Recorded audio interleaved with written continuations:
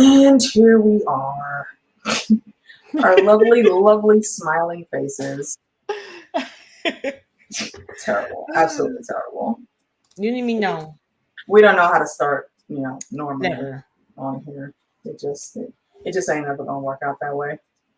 But right now it's just me and Meeks. Ian is tied up at work.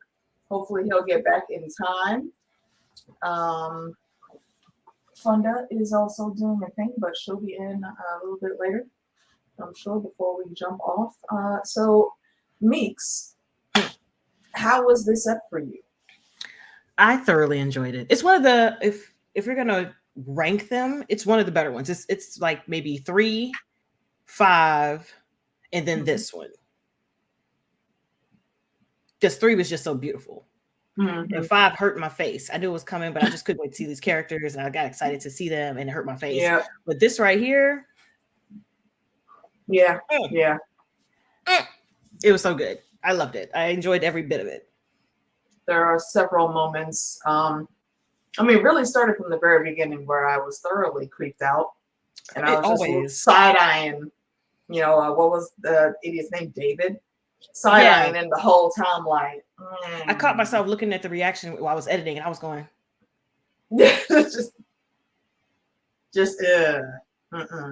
something. There was something up with him. I didn't know exactly what it was going to be. Oh, I knew it. But the cannibalism I was expecting, but the other side, yeah, I knew it too. I felt it. I felt it in the spirit. Anytime somebody is talking to you about Jesus or any type of religious entity, and everybody is sitting there with them looks on their faces, it's just the way that he is talking. It's the way that he is talking, and the way that everybody was like, and no one looked at peace. Though his godly words were not giving anyone any type of solace at all. Nothing. Everyone there looked like they were ready to jump out of their skin at a moment's notice. Yuck. Hey today. Which again brings me to this thing with all these apocalyptic scenarios that we get in. Why does everybody have to turn rapey like that quick? Like that's one of the first things that always comes out in these situations. Like, bruh, put your dick in your pants and keep it there, please. Like, smash it in between 2 Bibles. Come on, man. You get the word of Christ. Get it together in the name of Jesus. Exactly. Goodness gracious. It's so horrific. And you can tell, I think, when I was rewatching earlier today, I don't think it was just those young girls. I'm pretty sure at some point in time, he had abused every woman there, which is even more disgusting. And while I did say last night, I felt a little bad for some of them folks, you can feel bad for somebody and still want to kick him in the face. Every dude in there could have stood up at any time. This is one dude, one guy, and all of y'all were scared. Everybody's thinking the same thing, side-eyeing him like, we could just like let her go. We don't have to like bring her with us to get another mouth to feed. When he's standing there trying to talk, all of y'all are behind him with guns. Shoot him in the back of the head if that makes you feel better. I don't even think you need to do that because everybody was willing to listen to James. If James was just like, no, not today, it would have been a not today. And I think that's what it would have taken, because those people were abused to the point to where they were very much at a standstill in doing anything. But had James stepped up, it would have went down. Hey, Mina. I do have a question. Do you think that the people he brought with him when they went to go find Ellie and Joel, those are the people who knew about using absolutely bodies? Okay, because I wasn't sure how big the circle was. He was like, some people know, like, who is the son? I almost would venture to say that even as much as half of them knew. Maybe, but they were just turning that blind eye to it because everybody's hungry. They're scared, and 2, they're hungry. Yuck. So, but still, yeah, ew. Because I guarantee you, it wasn't just people that had died for whatever reason. They were definitely killing people who crossed. He found reasons. Oh yeah. And I don't even think it started this way. I think it just gradually got worse and worse and worse. And like I said earlier, they're entrapped now. Well, you gotta think about it. Takes a lot to get them out. I think that's why they went to the bigger area to find people to bring back. Like they was like, oh, we hungry. We hungry and we need some food. We gotta go out here and look for some food. And they was looking for people. I'm like, wouldn't y'all, I mean, did y'all try to catch one of the monkeys? Because there was a whole gaggle of them. A bunch. Everywhere. And when they first crossed in there, when Ellie and Joel saw them out the window, they were only in there looking for them because they saw the horse. Why didn't y'all just take the horse then? Come on, I'd have been like, oh, easy beat, pow. Drag the horse. Oh wait, hold on, there's 5 monkeys over there. Pat, pat, pat, pat. Done. Matter of fact, don't even kill the horse yet. Get the monkeys, have the horse drag the monkeys, and then once you get home and you don't gotta carry his big ass no more, then you put the meat in the freezer. Come on. Why go to this random nonsense? Goodness gracious. Yuckies. Yeah, just ew. But they were definitely. Hey, Tara, if I didn't say hey just now. Hey, they were just giving in a whole bunch of icky vibes from the beginning. It just was not okay. It just sucks. And I kept saying, I was like, I wonder why. I wonder how far away they were from Tommy and them. Because my first instinct would be like to cover him up and go back there to get help. But I don't know how far they were. And that's what I was thinking too. I thought it was only a matter of a couple days. But the way Joel was looking, you're right. I think it did seem like more than 2 days. But either way, he was awake enough to make it as far as they did. Would it really have been that hard for Ellie to backtrack? Because that's one of the things I thought also when I was doing my watch along. Could you really not have found the way, Ellie? I feel like you could. You found a way to rig him up to the horse. You could have did that and then just went back. Yeah, because I bet you there was some penicillin there. Because I feel like she would have had to gone back because of the information they had on the map, where they literally had to go back to Utah. Yeah, something like that. And they're in at the very least. At the very least, go hit up our favorite couple of the apocalypse. Try to get back there. Something. Like I didn't know where they were in relation to everything. And I wish I did, because it would have made sense for me to realize, like, or to show like, well, shit, she can't go back because it's too far. Or it's too far off course, or the way that they took, she couldn't take Joel because it was too bumpy or it was like mountainous or something like that.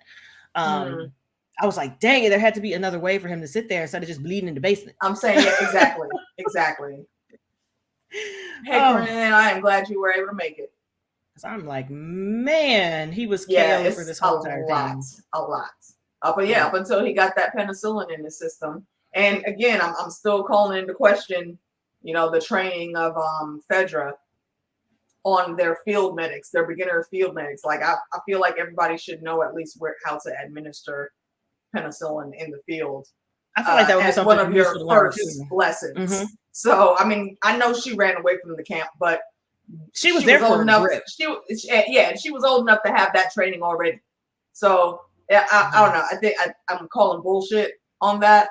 She should have known better. And I know penicillin, it doesn't have to go directly into a vein. I think it's like into a muscle tissue. So it may, I guess, putting it in his shoulder probably would have been the easiest option, but she decided to stick it like right in the daggone bite, like that man wasn't in enough pain already. Ugh. I generally don't have a fear of needles, but that made me cringe. Fuck that, I do. Cheese me no like no. Negative. If I can play foul, I don't like it. Nerd. See, Sarah said, I wish we got a few boring travel scenes. Yeah. A better sense of time, right? Yeah, that's the thing. That's the thing that I think is tripping all of us up, because my first instinct would have been to just backtrack and get back to where Tommy was. Or at least get in the vicinity, because you wouldn't even have to make it all the way there. They have patrols out far enough to where they would have found Ellie. And then they would have seen Joel was hit and they could have taken it from there. She really didn't even have to know the full way all the way back. Just get to the edge of their territory and they'll find you. Yeah. So I really wish we knew that. Yeah. But man. I think I feel like she needs to start paying a little more attention along the way, because it's not like she isn't taking the lessons that Joel has been giving her. We see she does. I really like the part when she caught up to where the deer was and David and James were there, and once James went ahead and left, she went around and disarmed his gun before following communicating with him more and and doing anything. Yeah. So that very smart, and I'm very sure that that's something that Joel taught her. Yep. Matter of fact, I'd have pocketed them bullets. I've been like, thank you. And that gun would have went over my other shoulder. Like, thank you. Yep. Thank you so much. Yep. Appreciate it. I appreciate these supplies. Yeah. But yeah, honestly, I would have shot off Rip. Like, but you ain't talking to me. Like, oh, let me get 10 minutes of your time. I was like, are you trying to Jehovah Witness me? Get out of here. That right there, exactly. That right there was my first red flag. Well, not my first red flag with him, but in that situation, the minute you start trying to be that nice, nah, bro, I'm side-eyeing you. I might maybe let you plead your case, but if I feel you on that bullshit, I may not kill you, but I'm gonna wound you. You're not gonna be able to follow me. I personally don't need to know your life story. I don't care who you are or where you're from. None of that matters. None of that matters. Teacher. See, that right there is also what clued me in to the type of person this dude is. Like, you said you're a teacher. Oh, you was touching them kids in your class too, huh?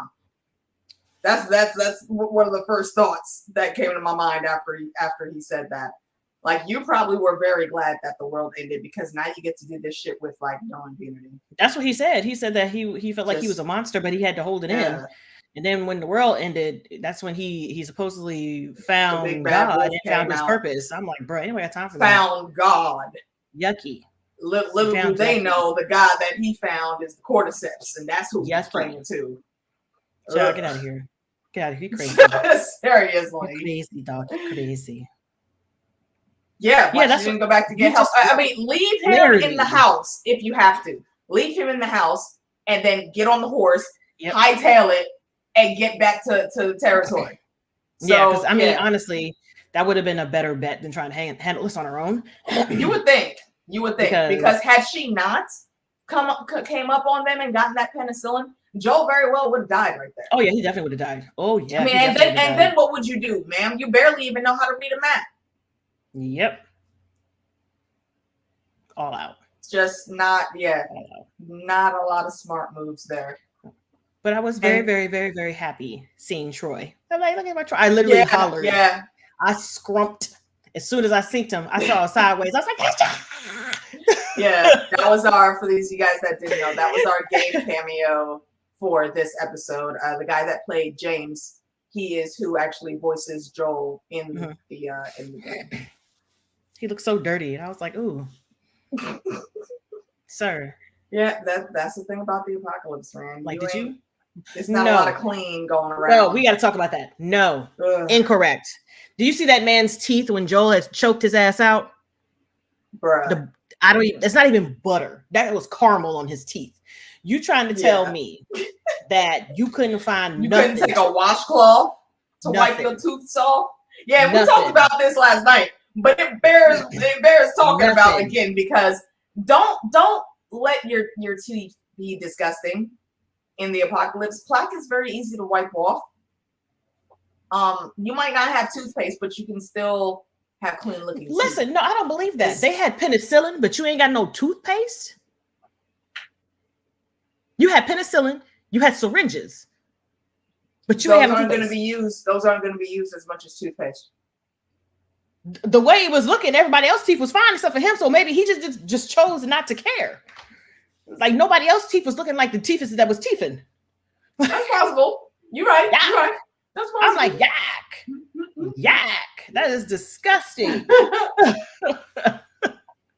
Exactly. Like, you gotta have some real luck running up on that. Real luck. You're lucky if you find anyone with medical training, period. Exactly. Honestly, because for as many hospitals and medical personnel that are, they're the first ones that are gone, in my opinion. Still, those are some of the first folks that are gonna be scarce.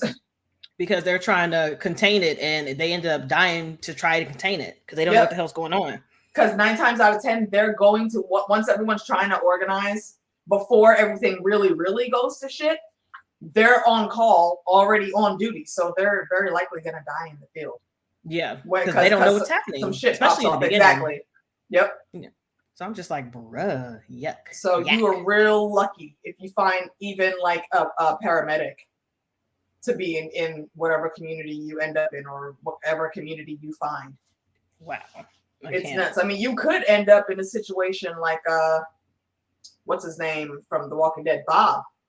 he before they found him, he was with 2 different groups that were doing okay, but then shit popped off and he was left being the only survivor.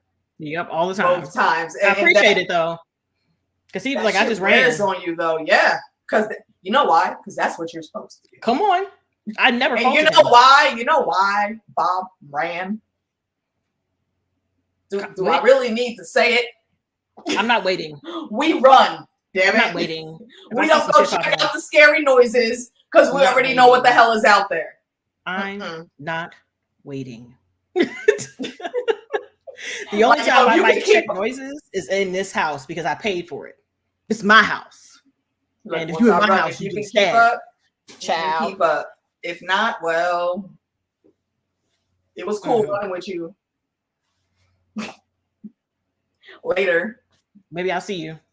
I'll see you when you get there. Yeah. See you when you get there. See you when you get there. I don't know where there is, but I'm seeing you. Right. I don't know where there is, but you know, if you make it, I'll see you. Child. Yeah, it's nuts. It's nuts. No. But she did such a good job at portraying this just like trying to figure it out on her own. Because this is the first time that she's been like in a on her own dire ass situation on her own. Somebody has always snatched her up and helped her. And this time she had to be the helper instead of the helpee. Which ended up also showing, I think, that Ellie really isn't prepared for any of this at all. No. Not at all. You can be loud and be boasty and curse and talk all the shit you want to. But when your feet really get put to the flames and you see how this shit works, like she got lucky, honestly, getting out the way she did. Well, when she shot that deer and she lost it and she saw these people up on her deer, I wouldn't have approached. I'd have been like, oh shit, there's my deer. I'm like, oh, well, fuck. Damn. Exactly. Back up. There's my deer. I got to go find another one. Right. And they would never have known that she was there because Joel has taught her how to properly be quiet on the snow. He said it. Oh, you must be a good hunter because we didn't even hear you coming up. Damn. Exactly. I would. So like immediately already shit's clicking in this dude's head. Like, oh, I want her. Ew. And second of all, ew. What? Yeah. Yuck, yuck, yuck. Disgusting. That's why I was just like, man, you should have immediately. Backtracked and just told right the hell back because they were getting ready to leave. And they were saying they were talking it out like, well, you know, if we're gonna take it, we gotta hurry up because whoever shot it is probably close by. And that would have been the end of it if she would have just shut the hell up and went and found something else. I guarantee she could have found something. Because she was already chasing a rabbit. Yeah. And I was just like thinking, like, man, how are you supposed to get that back? Like, even if they didn't come along and snatch it, how were you going to get that back? And then what were you going to do with it? Because you don't know how to dress an animal. How to carve it up and dress it. Yep. It's just so many mistakes. Like she's not ready. And then being like, okay, well, let's wait together over here. I don't want to wait together over here. I don't want to wait. How about you go wait over there and I'll wait right here. But don't move because you see the scope, right? Okay, I got an eye on you. Exactly. Like I just look that part. Always. That's like always the freaking in that they use. Ugh. It's so horrible. It's so horrible. Like again, she's making mistake after mistake, and I feel like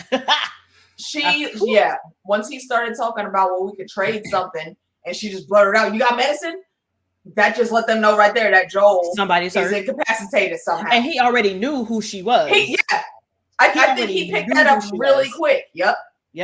He knew, and especially after he said it while they were waiting for James to come back.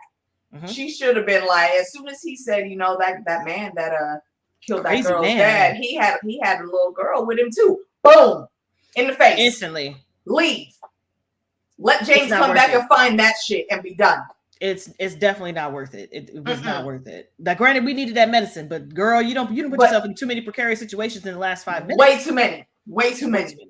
Where did that get you? You ended up in a meat locker. Well, you got to think about it.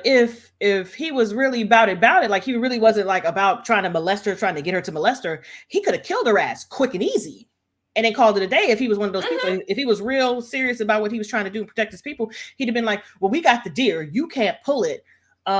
Either leave or die." Yeah, I'm not trading with you. I don't have to trade with you. There's two of them with you. And one little tiny you. 2 grown men. And how would you? And again, one at a time. Like you said, how the hell was she even going to get the deer all the way back there? That deer ran pretty far. Which again, Ellie, improve your shot. You need to be able to take these damn things out. 1 shot, 1 kill. Don't just wound it. Yep. I was like, girl, shoot it in the face. Get it in the face.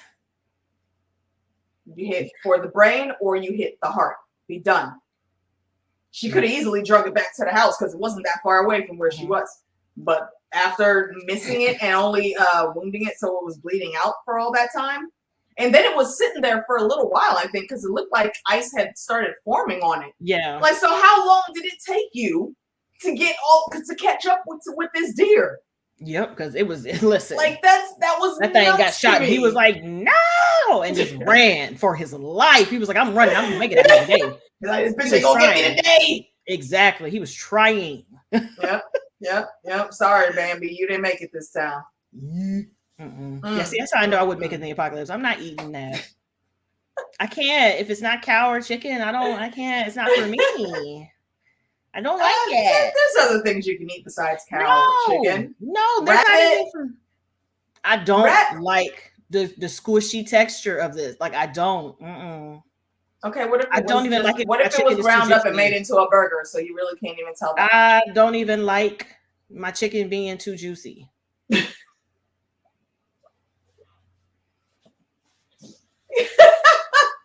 Sorry, that's hilarious to me. I don't. I hate it. That just shit. I consider it fat and wet, and I'm like, nope, it's slimy. Instantly, don't eat it. Think of my dad a while back when my sister had a pet turtle, and I went to visit, and I was holding the turtle. I think my sister went out the room to do something, and my dad was like, "Man, I'm just waiting for her to not really be paying attention one day and put that motherfucker in a pot." Yeah, sir. Turtle soup. I'm like, no, thank you. Oh, like, damn, calm down, pops. What the hell? No, thank you. That's how I know I will be a vegetarian. I will be like, give me. Okay, you see how JD came in here with these animal facts that we didn't know? That's why that motherfucker's house is my fallout shelter. Because all the shit that I don't know, I know he know. See, goat meat. See, I can't do that either. I told y'all. Goat meat is actually pretty decent too. I've only had it in curry, but it works in a pot of curry. I know that.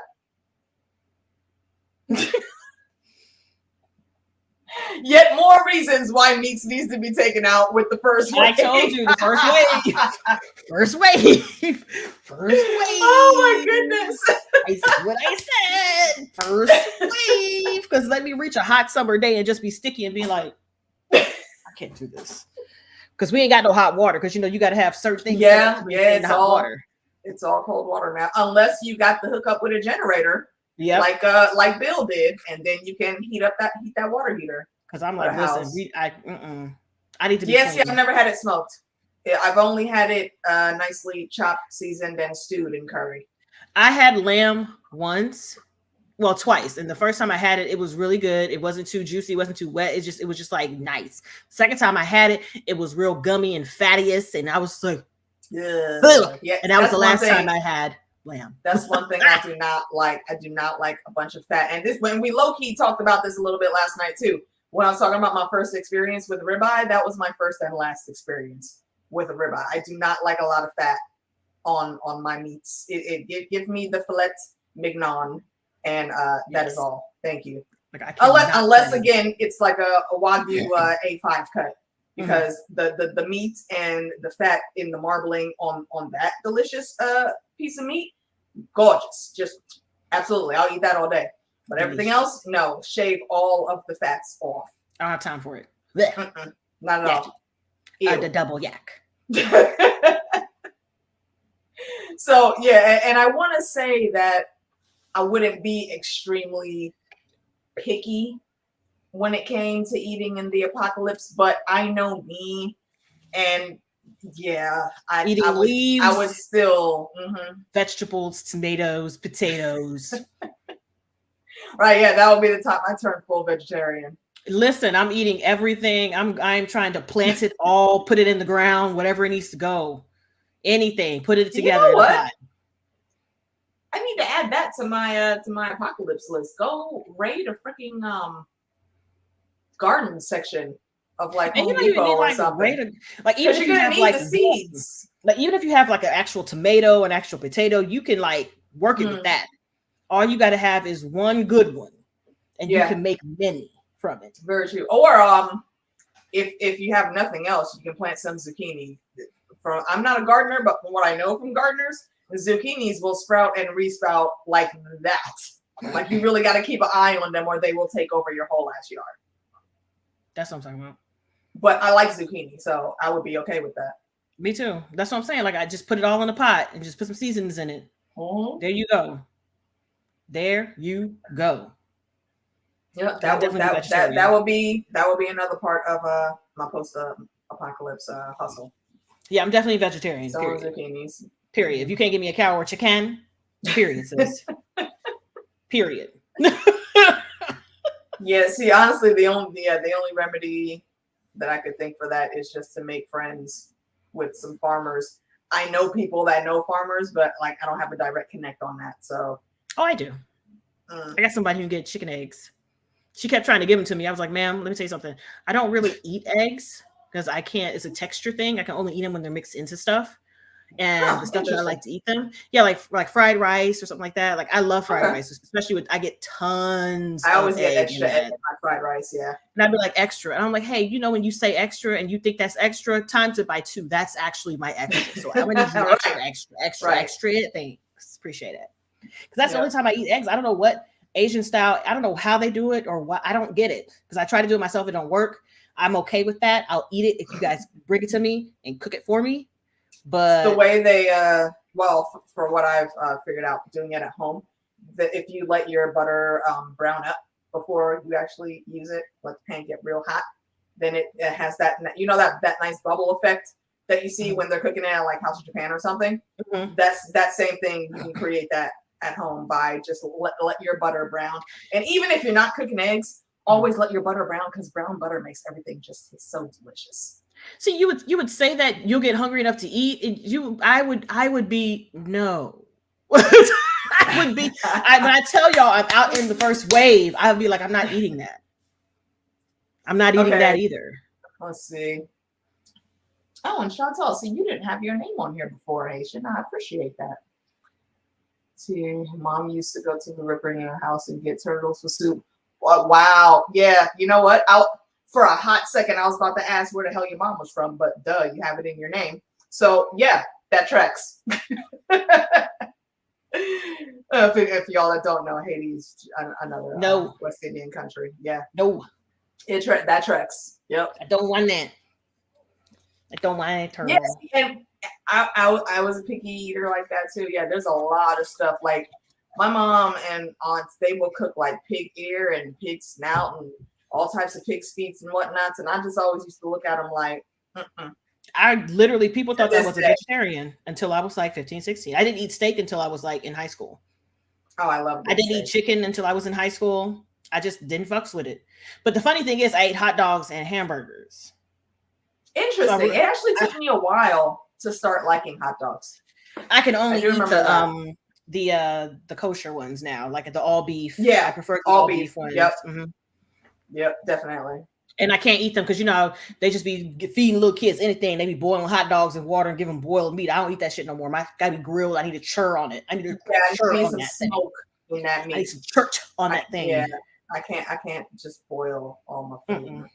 The only thing I want to be boiling to eat is boiled eggs. That's it. Oh, I can't. And yes, you will need protein, which that reminds me, that's another store I need to raid on my list. The GNC store. They have protein by the large bucket load, actually. So yeah, that's actually easy to cover. Yeah, see, that's why I buy the kosher ones. Yeah, sometimes you don't know what they put in their hot dogs. That's because I mean, as a kid, you just ate the simplest things. I used to eat hot dogs with beans. I'm like, I don't do that shit no more. I don't fuck with beans at all. Me and beans is not friends. I hate them.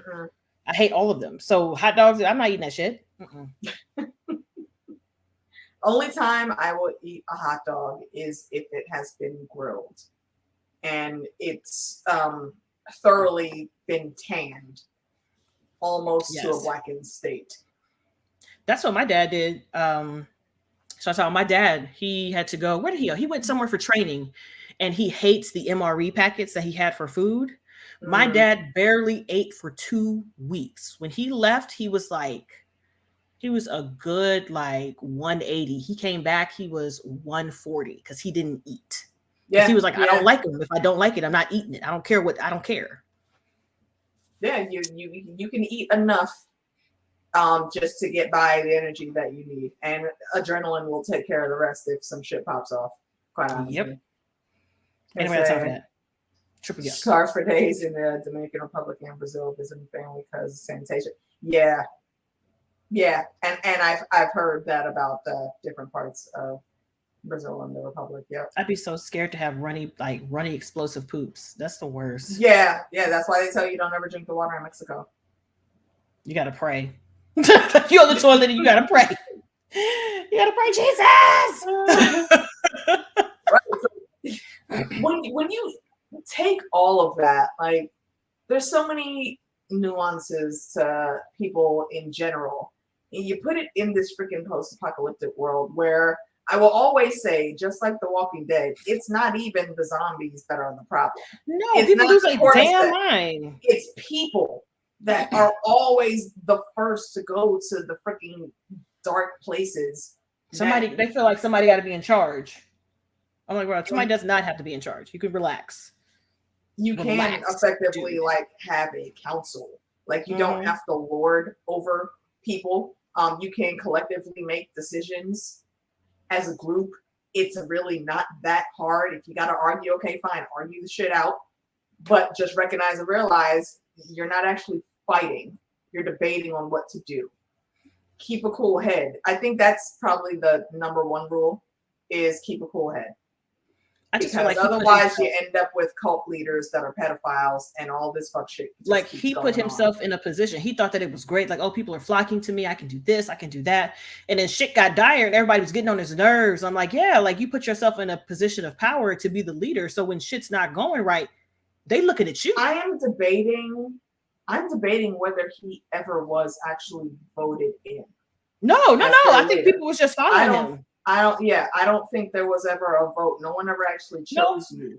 I think he was just talking a good game. Role. Yeah, he manipulated that role. Yeah. To the people that he was trying to help, and he realized that, it's easy pickings. And if I make them believe in me, then it's easier to control. But the problem is that belief in you means that you are in charge. So good or bad, it's on you. Yep. And right now, shit is bad because everybody knows that we're out of food. We're almost done with food. Yeah, that lady said they had 5 of those giant cans of tomatoes, food service cans of tomatoes only left, and there was at least 40 people, 40 people there. Do they most of them women seeds? And children? Do those cans not contain seeds? No. Okay. Yeah, they're always pitted. Rude. Yeah. They took that from you. See, they took that from you. That's actually, I would venture to say that a school would also be a decent place to hold up and make your fortress. in anywhere, because that kitchen is going to be stocked with cans that size of quite a few things.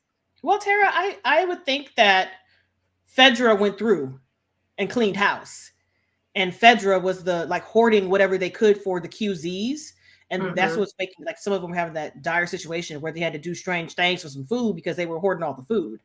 And on top of that, food. That's it. Yeah. And on top of that, think about how long it's been since the apocalypse. 20 years. It's been 20 plus years now. So all those things that were first there that you could find in abundance if you were quick enough and fast enough, if you had people with you that were strong enough, you could easily find that shit and take it and do what you can. That's a good question. It's winter time. It's winter time though. Yeah, where they are is winter time. They could have had a greenhouse, but they're traveling, so that's not. They don't exactly. They don't have one staple place that they have. They've been traveling, and I think when winter hit, that area where they were, that's just where they decided to stay instead of being in the cold. And I feel like the people in the QZs might have had a better chance because it's cordoned off, it's blocked off, and they could have a place for like a greenhouse even in the winter. But those are supplies that I think Federal would be hoarding. So places like Kansas City, where Fedra got completely wiped out, it would be up to the people to like try to ration it. And I don't think they're capable of making rational decisions about food because now they're free. You know what I'm saying? Yeah. So it's just a mess. I would venture to say that there aren't that many actual functioning Fedras. Fedra QZs anymore. I would really like to see like what their network is right now, because what happened in Kansas City, while Kansas City I think is probably one of the worst ones that we've heard about in the game, there are many there's supposed to be many others still, but I don't know. I'm questioning that now. I don't think that there would be that many, because again, you really can only fuck with people for so long before they start bucking back. And in these extreme cases, you get what happened in Kansas City. Let's not forget, by the time Ellie and Joel got to Kansas City, it had only been like a week since they took down the QZ. I'm instantly Googleization in. Hold on a second. Yeah, so it is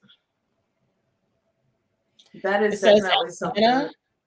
It says in here Atlanta. It was last reported operational. Okay. Boston. There was one in Chicago. It's gone. Fate unknown. Dallas. Fate unknown. It was controlled by the Fireflies pre-2030. Denver was operational. Detroit's gone. Hartford abandoned. Las Vegas is unknown. Los Angeles is unknown. Pittsburgh was abandoned. There's a lot of unknowns. Yeah. That says honestly, Fedra probably isn't even a thing. If there are still QZs, they are not working in coalition with any other QZ.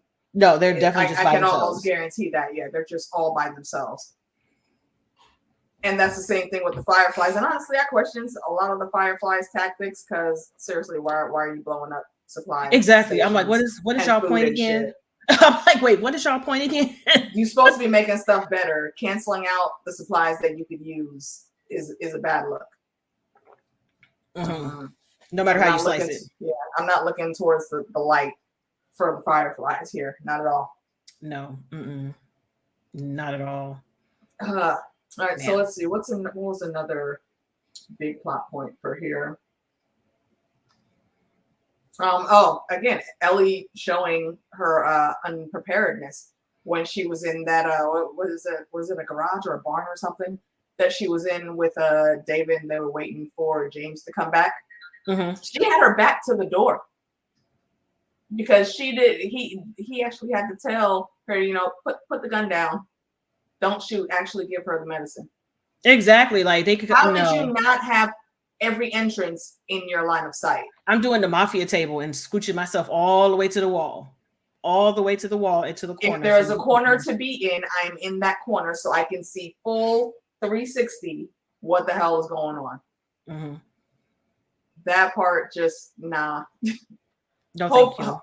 As horrible as the whole experience was, I do hope that she remembers it and She learns from will. it. Well, She she's definitely gonna remember it. I hope she learns from it too, though.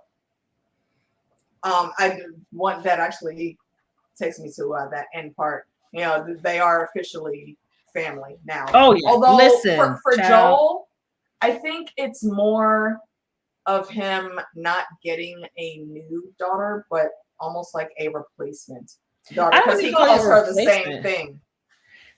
Well, I just think it's instinctual. She's taken the place that Sarah had. I just think that's instinctual because, you know, I give all of my godchildren nicknames, but they're little, at the beginning, they're little snooky boops. They little, that's what they are.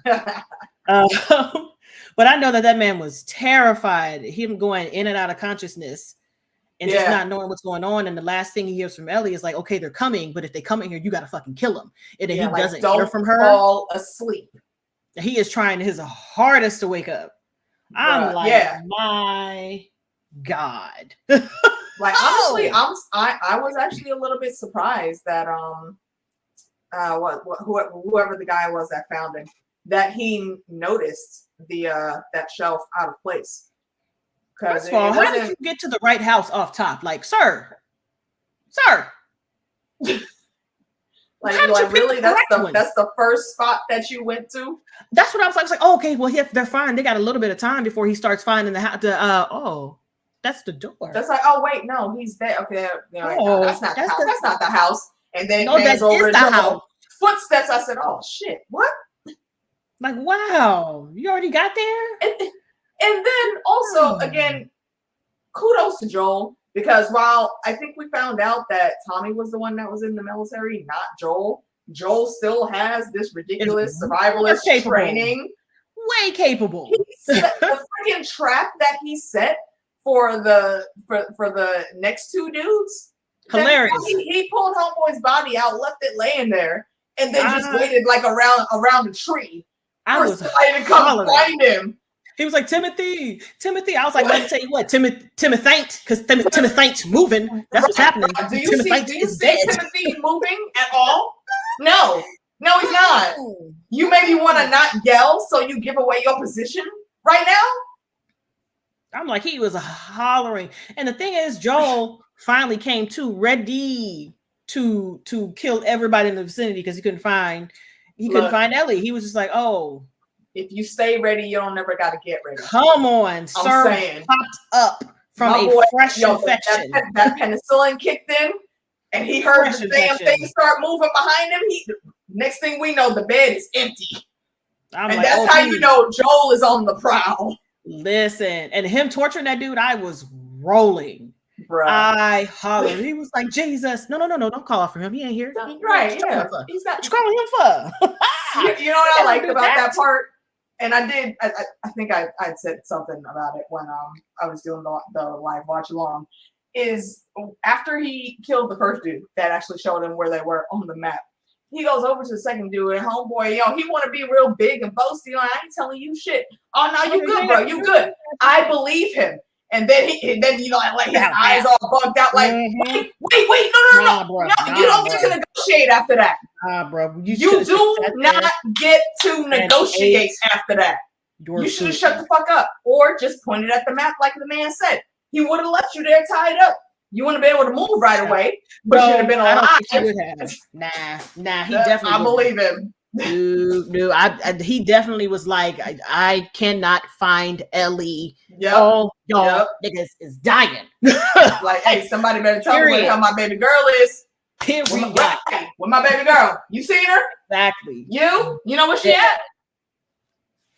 Listen. Dude, Joe don't play games. Joe don't play none of these games, man. Oh, thank you. And it was just so funny to see how it flipped. Because some people, I was watching other people's reactions and they were like, oh my gosh, he just almost completely lost it. And I was like, no, he didn't lose it. No, he didn't. He didn't control. He didn't get mad enough. In my opinion. A real daddy. You're correct. That's what it is. Seriously. Absolutely. You don't, like, there is no time for weakness in this instance. Like, you gotta find her. At all. Y'all motherfuckers took my daughter. You as a grown ass man. Somebody about to tell me where she is. Come on, somebody is, because if I get there and she's not okay, ow. And I better find her in one piece too. I better with a find smile on her face. Better find her. That's why I was like, oh no, he definitely would have died. But I was really just confused at some of people's reactions. Like, oh my gosh, I can't believe you did that. Are you kidding? Do you have children? I don't have any biologicals. I have a lot of children I care for. I'm going ham. I told my friends if something were to happen to your kids, I'm going to be there. I'm going to jail. First and foremost, have y'all been paying attention to who Joel is? In episode 1, Tess told us. In episode 1, the folks that kidnapped Tess and were beating her ass, they were not whooping her because they want her to shut up about the battery. No. They were whooping her because they wanted her to make sure Joel was going to stay calm. Don't tell him. Joel has a reputation in these streets already. Do not fuck with him or his. Nah. Plain and simple. No. He was like, I just need you to know that you're not going to tell him. And she was like, I'm not going to tell him. But what if he knows? I'm not going to tell him. But if he knows, like, listen, what do you want me to say? I'm not going to tell him. I was pressed. Oh my gosh. First of all, why you know that she with Joe? Why you fuck with her in the first place, though? Come on, why did you even do that? You could have just been like, oh, we don't have your battery. My bad. But like, you had the audacity to beat her. That's what you get. That's why he was like, okay, sure, I'm not going to go after them right now. Right now. Give me like 5. Right. However, in a couple hours, well. Listen, and that's why I was just like, listen, this is par for the course. He gonna do what he gonna do. He's got to get to her. Yep. You know what I'm saying? Been around the world. I can't find my baby. He got to find her. Happened to Lisa Stansfield, man. I don't know. She's fire. He loves her freaking voice. Yes. Fire. Yes. So I'm just like, yeah, it's not surprising that he did that. I'm surprised that he was very constrained. I'm surprised he didn't do more. Honestly, because so let's go through when David came, it was 5 dudes behind him, right? It was James and 4 other dudes. He killed the first one that found him, and then there were 2 more that he took in that he snatched up. So what happened to the last one? Well, James, we knew took the deer back. I think one of them had gotten shot. That was probably the one that Ellie shot, and he didn't stay to go look around. He probably just went back to the settlement. I think there might have been more because it was David. He said, okay, because he grabbed the girl, and you 2 get the horse so we can drag the horse back. So that's 3 of them gone already. Okay. And then it was James, and I think it was 4 more people. So it was 5 left. Okay. And he killed one, left one outside, laid left out. One out for bait. Grabbed he killed the one that was in there. And I think the one that was laid out for bait, he brought back in with the other guy he brought back in. Oh, so okay. You think that was the other dude. Okay. Yeah, I'm thinking he definitely killed one. He definitely killed the first one. The first one is dead. Yeah. So I thought the first one was who he drugged in to use for the trap. That's what I thought too. But I'm like, was there one more person? Yeah, because there was one other person that's unaccounted for. Exactly. That's why I'm like, is there one other person, or was that just? Yeah. That's what I'm confused about. That's why I think that one person was probably the one that Ellie shot before. Like when she said, "Hey, you motherfuckers, I'm over here," she shot, and then the horse started running. So I think that was that dude. Because at the end of it all, it was just James who made it out, and I don't understand where James went because he was supposed to be there. Yeah, he wasn't in charge of taking the horse back. He was supposed to be there looking in the house. So I'm like, how did you get back and all your friends are dead? You was just like, well, shit. And and that was the confusion in my head when I saw him. I was like, wait, hold on. You was like, well, it ain't me. I'm going back home. You were like, less mouths. Like, well, that's enough of this right here. So let me go back on over here to the meat locker and carve up some other shit. And then again, the meat locker. Oof. I know something that a lot of folks were confused of is like, why didn't anyone else come when the building started like really burning? Because I don't think that, I think. Yeah. I don't think that building was right there in the main town. Obviously, because they got to hide those bodies. So yeah, I think it was far enough away that no one was going to even notice. They might see the smoke from the distance, but no one's going to know that that's like one of their people being, burned. Yeah, I feel like they travel there. I feel like they travel there to eat, and then they go back to the neighborhood that they have set up because it's more secure. Okay. That's what I'm. Yeah, that's right. Because it ended up being Tony's like the town hall. Yeah, it was like the Tony's Steakhouse or something like that. Yeah. So I'm like, they weren't sitting in there the entire time. They have to be in their own houses trying to keep warm and shit. Yep. That makes sense. Especially if they found the neighborhood. But yeah, sir. So Yeah, I'm like, so you lost all them people, and y'all was just out hearing. And James went back and was like, "Damn, dog." Right.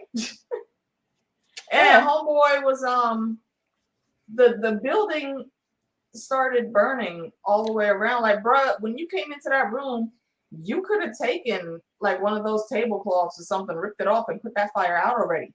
But your brain is so freaking warped. Come on. That you didn't care about this building going up in flames just as long as you got to rape this little girl that fucked you up. That seemed too much. Because I would have been like, oh, I have the key. Let me go to the door, unlock it, and lock your ass in here. I'm out. I don't need you. Bruh. You're not worth my trouble. One of my favorite parts of the episode is when they were when Ellie was still locked in that little cage area. And she started like acting all nice and talking all sweet, and she put her hand on the bar. I was like, break his finger. Me too. I was like, break his fucking finger. And then she did it. I said, yes, that is my girl. That. All you have to do just lull him just a little bit. And because he's a horny, disgusting bastard, he fell for that shit and he got.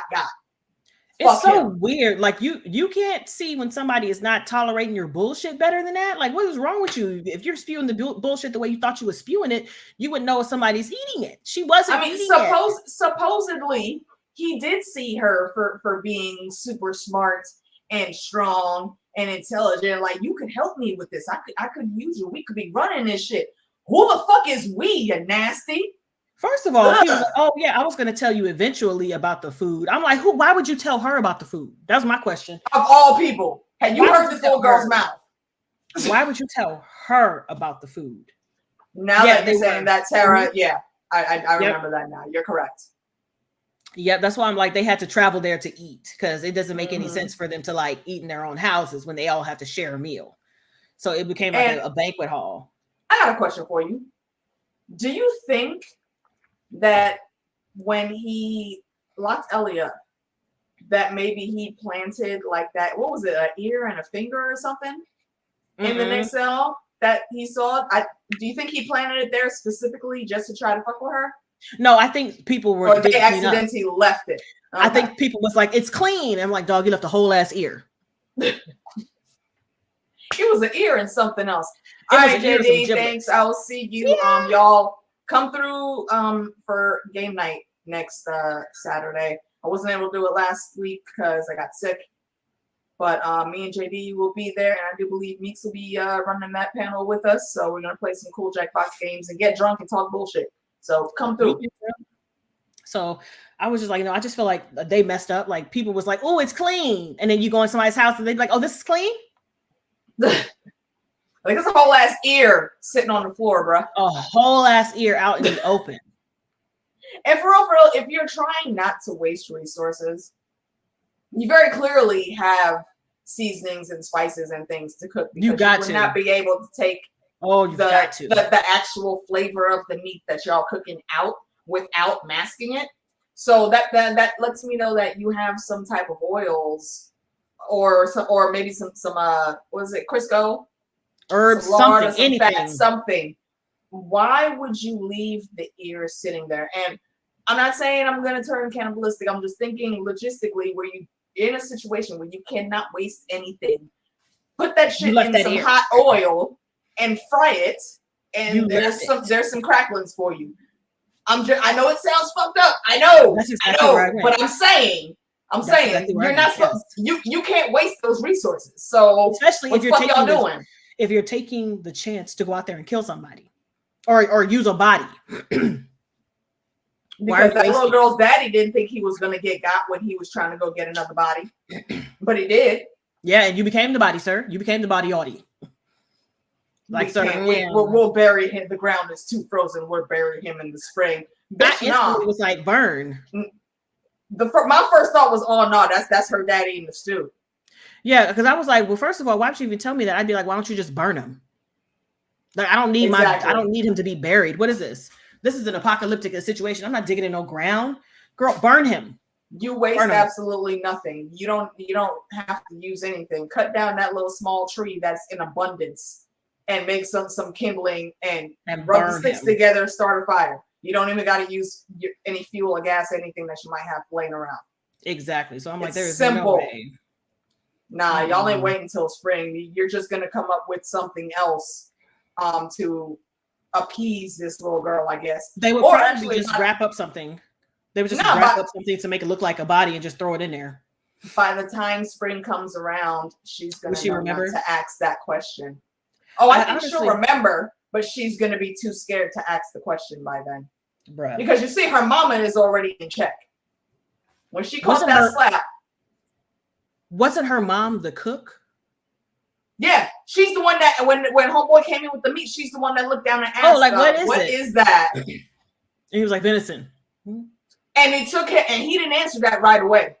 It's like he had to think of, okay, which meat should I tell her that it is? I can't say beef. I can't say it's her husband, so I can't say beef. I can't say chicken. I can't. We got to pick an animal. We got to pick an animal that matches. It's got to be deer. It's got to be venison. Venison. And after that, that's when they walk in. The motherfucker's carrying a deer right there.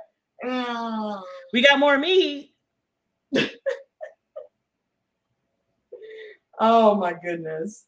I would. That's why I can't do that. I'd be having breakfast, lunch, and dinner. But we did it so we could take food home. Yeah. I've worked at many a restaurant. If you are especially if you're a young broke person starting out trying to get your footing and be in the adult world and having to like really adult for the first time, you learn where you can cut corners. And if you have a restaurant job, I guarantee you will never starve, but you will also, your grocery bill is going to be that tiny. Because that's it. When I got my first apartment, I had a part-time job at a Steak and Shake. I didn't always go grocery shopping, but I was never hungry. That's the fact. Especially if you're good at what you do in those jobs, you can go in on your day off, and any manager that's there is going to hook you up. That's not me talking shit. That's me from my own experiences. The shit is easy. I work at the library. I'm so happy for you. I am so happy. Oh, I wish I could have worked at the library. That was the best fucking job I used to volunteer at the librry all the time. Ever had. But I never was actually hired on for any position. I wish I was. Because it's so cool. It's so chill. It's so hard because when I finally got my job at the library, I had been applying for like 8 or 9 months. Which one? Were you in Columbus? Yeah, it was CML. I worked at the main branch. For nice. 10 years. That was always my favorite one. So I was like, it took me forever to get in there. And when I finally got in there, people was like, oh yeah, I just applied and they called me and I got a job. I was like, I don't think you understand. I've been applying. And so I always recommend people to apply at the libraries. It's hard as hell to get in right now. But if you get in, you make like $13, $14, $15 an hour doing nothing. Oh, that was nothing. Okay, that was back then. They pay more now, I think. No, that's now. Back then, it was like really? Okay. When I first started, it was in 2006, and I started at 7. Yeah, I think that's just after they had raised minimum wage out here. Yep. Yeah, I started at $7.80, and then it slowly went up. But that was just a shelver or a page. So if you go in now, that's starting out at $13. And if you have a degree, you can do like customer service stuff, which puts you at $17, $18, $19 an hour. Yeah, and that's standard across the board. All you are doing is being like, it's over there. That's why I would come in, I would have my headset in, I would have one earbud in, one earbud out, listen to my music, shelf stuff. If there was nothing to shelf, I would just organize the stacks. That's it. Like, everything in alphabetical order. Because they don't even have the need to have a lot of people there to check books out anymore, because that shit went automated with our library cards a few years before that even. What you do is you check books in. So like the book drop is where you would stand and you would check it all in. Nice. Yeah, for as ridiculous as Columbus could be sometimes, especially with some of the main industries like the library, things that should always be there that sometimes are in jeopardy of not getting enough funding, which I think is really fucking sad. Columbus's libraries are really pretty cool. At least the ones in the main branch. Oh yeah, we were library. They were really system, really cool. Library organization of the United States. We won quite a few times. It was a thing. It was a thing. We were so excited. Yeah. I used to go to the downtown library and literally get lost for hours. Like my mom would text me like, where are you? I'm still at the library. Still, you left the house at 9 o'clock this morning. It's 6 o'clock. Well, they're gonna close in like an hour, so I'll be on my way then. Legit, I would just disappear because the main library is so fun. So yeah, if you guys have never volunteered or worked or anything at a library, I highly encourage that. Please, one, reading is fundamental. There's great stories to be and great adventures to be found. So and if you work there, they pay you very well. Yeah, I had to leave because in IT they don't pay as much as I make. Nowhere. I make the most in the state for what I do, and I can't go anywhere. That actually makes me think of, would there be a case in the apocalypse where a settlement would have a library? I think so, because they got something the kids do. Well, we talked about I forget which episode it was, but it might have been episode 4, maybe. But we were talking about like who's going to be out there slinging porn. The old pulpy porn novels and Playboys and Playgirl magazines in the apocalypse. Somebody could make a great side hustle off of that. But also, if you do have enough people for it and you have the resources and the benefit of being set up near a library, could you get that to be a functioning thing again? Well, it would have to be on a smaller scale. Like they would have to remove. Oh yeah, it'd have to be much smaller. And take it back and do like that little settlement where Tommy is, like put it in there specifically. Yeah. It would be better as opposed to having not a giant building, but having a building that's outside of your community that people can get to and fuck up. Because if they can get to it and fuck it up, they will, on principle. Yeah. One of the things that I always used to hate seeing were old abandoned libraries because there would always be so many books just laying around. And I'm an avid reader. I love books. And just seeing that, I'm like, all those books just sitting there collecting dust. Did you just say a lot of swingers? Horrible. Wait, hold on. Excuse me. The one traveling porn salesman. It's like Vault-Tec. I mean, look, I'm telling you, somebody can make that as a hustle. I guarantee Vault-Tec it. rep. Used to have a summer job at the libraries. There's a great job. A lot of politicians were there and a lot of swingers. Interesting. That's an interesting demographic. That's what I'm like, the swingers. Okay.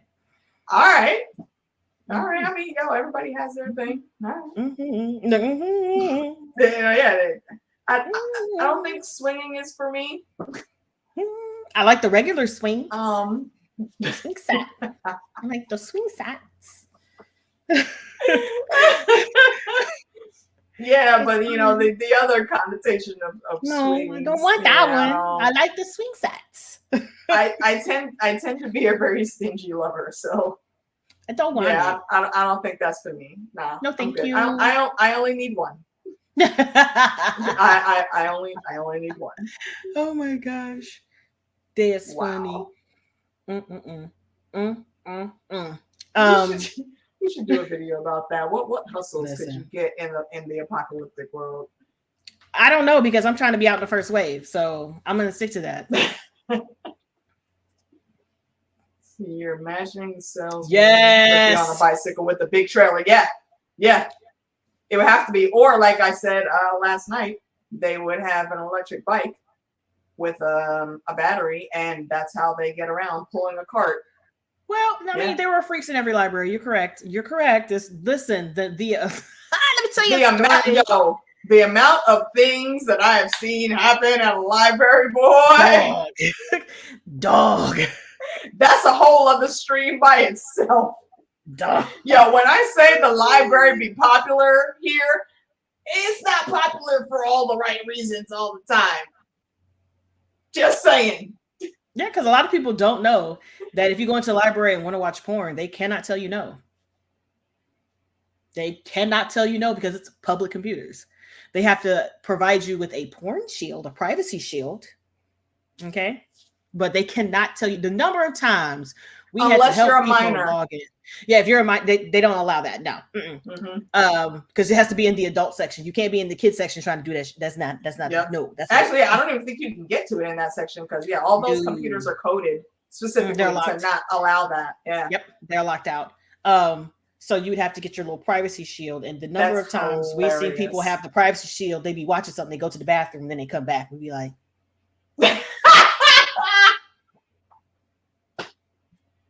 see, I wasn't even thinking on that level. I'm just thinking about all the shit that I've seen other people get caught doing at the library. The shenanigans be real. There was once a giant fight on the first floor of the main library. Oh shit! In the men's bathroom, like a big ass fight, and it spilled out, and like chairs were being thrown. People was just throwing stuff in the middle of it because it was a huge ass fight. This dude was in the bathroom at the urinal, and this other dude was next to him in the bathroom, reached over and grabbed his penis. Just grab it. Okay, you deserve a punch for that.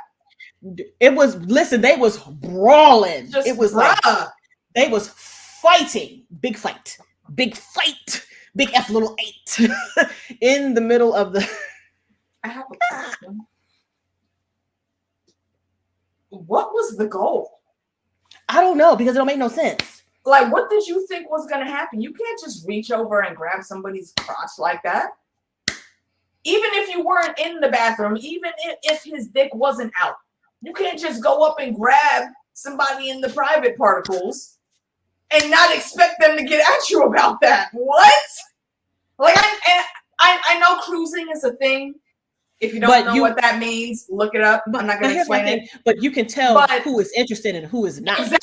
Exactly. You don't just do that on a whim, man. No, there's a lot of fun stuff. Or the one where this lady was she needed help putting pictures up on her website, and the pictures of her were just butt ass naked. And I mean, what website was she putting them on? Ass. Because OnlyFans was not a thing back then. Okay, it was Black Planet. Yes, Black Planet. Yeah, and it was Black Planet was a crazy time. Sides, tops, bottoms, crevices, creases, folds, and we had to help her. Like, okay, so first you want to go ahead and log into your account. Yeah, and this is the picture that you want to upload. Okay, so you hit the upload here, yeah, and then you take it and you drag it this way, and then you wait for it to upload. And here it gives you the options to crop. So if you wanted to like zoom in, you want to zoom in. So you hit this button to zoom. Okay, and you center it. Okay, great. All right, it's centered for you, and then you go ahead and hit the save feature, and then you move on to the next one, and you can continue to do that. Bruh. And then we were like, okay, are you good? She's like, yeah, I'm good. Thank you so much. And we all just was like, okay. And you know what? See, because I remember what the world was like back then. And this is because not everybody could afford interwebs in their house. So the library was a very great free resource for that. But that chick was bold doing that shit. Like, damn. I mean, it was not only do you have to have people help you, you have to force employees to see this shit. But then you're in public, so anybody could just walk by. Yep. And we had to keep a straight face. Ooh, Black Planet. It was a master class of keeping a straight face.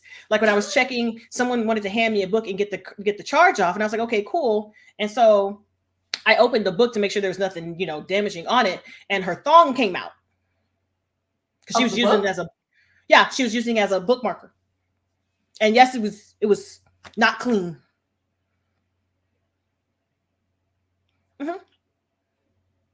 I don't have any words for that because of all the things to use as a bookmarker, I would just fold the little corner of the page before I did that. No, why would you do that? Why would you want to make you use a thong? Okay, so y'all, when the apocalypse comes, don't do this shit. Don't do that. Please. Listen. Don't allow that to happen when in I tell settlements. you the library, I have library stories for days. This is a whole stream. It really is. It's really entertaining. It's one of the best places I've ever worked. I'm writing it down because we need to have that stream. It's one of the best places I've ever worked. You got to meet like the people who work there. We're all just characters, and we got to see so many things coming in and out. It was just great. It was great. My godchildren went to a school or like a daycare downtown. They would bring the kids up, and they're so used to seeing me that they would just walk off and leave to find me. To find you, yeah. And they were like 3 and 4, so you can't leave your group. Yeah, that's panic inducing. They would be like, "Where's Mimi?" Like, I know she's back here. They would be behind the desk and be like, "Where's Mimi?" Oh my goodness. It's cute. Right, yeah.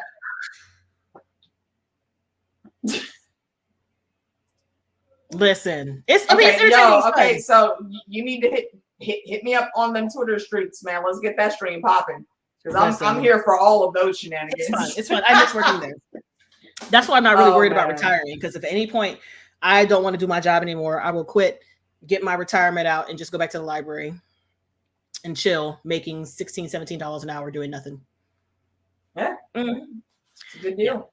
Yeah. Mm-hmm, mm-hmm, so yeah, mm-hmm. If you're going to get a library retrofitted in these apocalyptic plant zombie times, just don't do that shit. Don't do that. Please. But it would be a perfect place because they do have like the little cafe area where there's food and you can prepare food too. Yeah. So listen, come on. Part, now I gotta write that down. That's what we calling that stream. Come on. That is exactly what we're gonna call that stream. Absolutely. Mm-hmm. So I'm just like, yeah, I wouldn't, but also because if you think about how, especially here, how they've redone the libraries, the ones here wouldn't be as good because the whole side is glass. Yeah. They would have to like board that there's also thing up. There's a lot of open areas in there. You would have to do a lot to retrofit it to be a settlement. Mm-hmm. So yeah, and that's something else I think a lot of folks should think about in an apocalyptic storyline, like the way they have it here, and then also with how they did it in The Walking Dead is like these were just like neighborhoods or something that people were able to find. Like Frank retrofitted, well not Frank, Real retrofitted his whole neighborhood basically to be, you know, his settlement. You're not always gonna look up like that. Mm-hmm. Especially if you don't have the skill to do it. Woo, woo. Yeah, right, exactly. Which calls back into mind the settlement where Tommy is. Mm-hmm. They were lucky for one to find Tommy, who is an established builder, construction person. But I guarantee you, not all those folks are there that can do that. So no, because they had to do like electrician stuff. They had to do plumbing, get sewage going, and that takes a while to get all that set up, especially when there's no electricity. Mm-hmm. And you got to pretty much almost start from scratch. I'm like, bro, I don't have it. First wave. I'm gonna put that on a shirt. First wave. See, that's why I almost think it would be better to like if you remember Robin Hood with Kevin Costner, find a crispy spot in the woods and retrofit the trees to do your shit. Mm-hmm.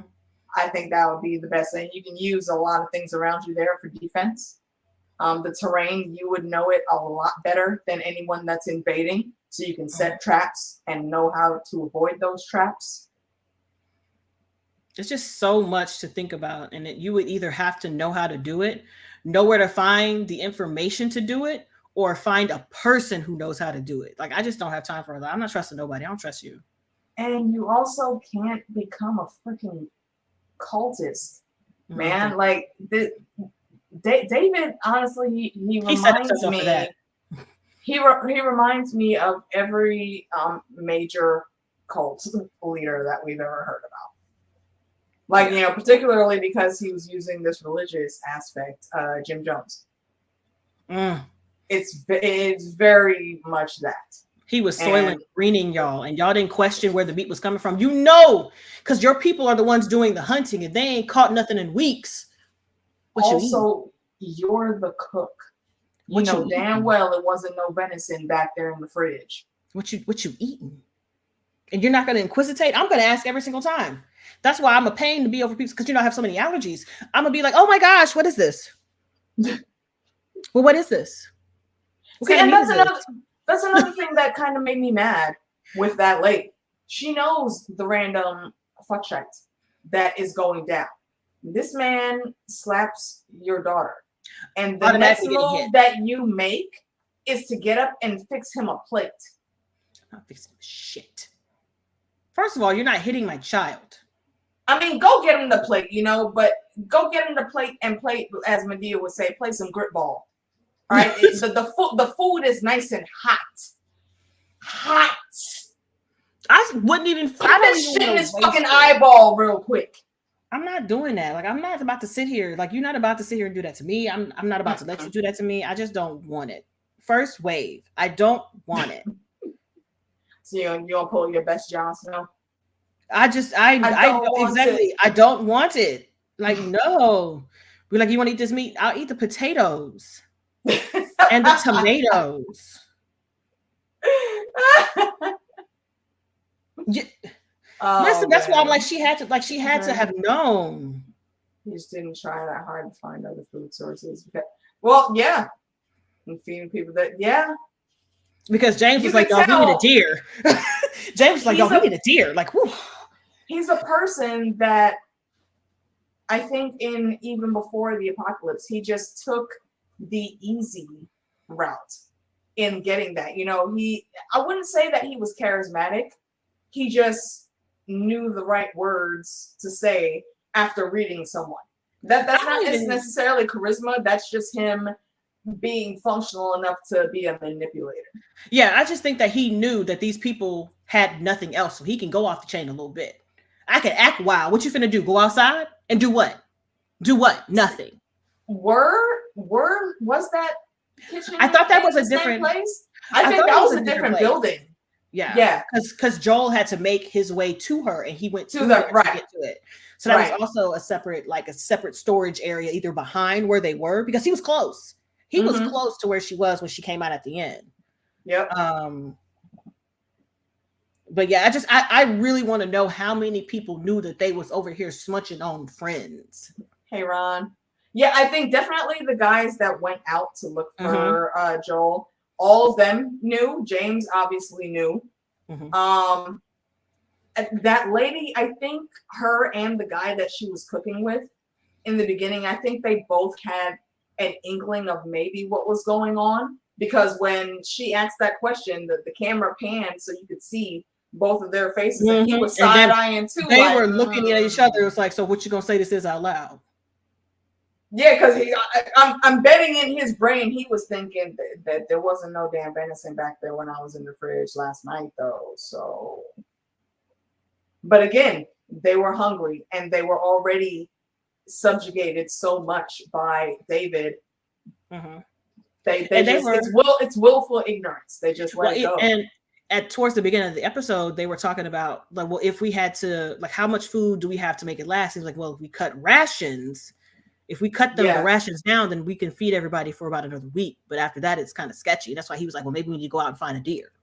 I'm assuming deer was code word for food, but they actually looked up on him like, oh yeah, somebody said they found a deer. Yeah. He was like, oh, okay. Well, if you can find a deer, get the real deer. Otherwise, we need you to get the deer. And mind you, that I think they were already on rations, because did you see the size of those bowls?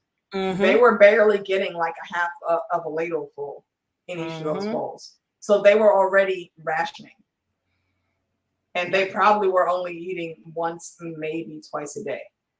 That's dangerous. Can your body still function? Yeah.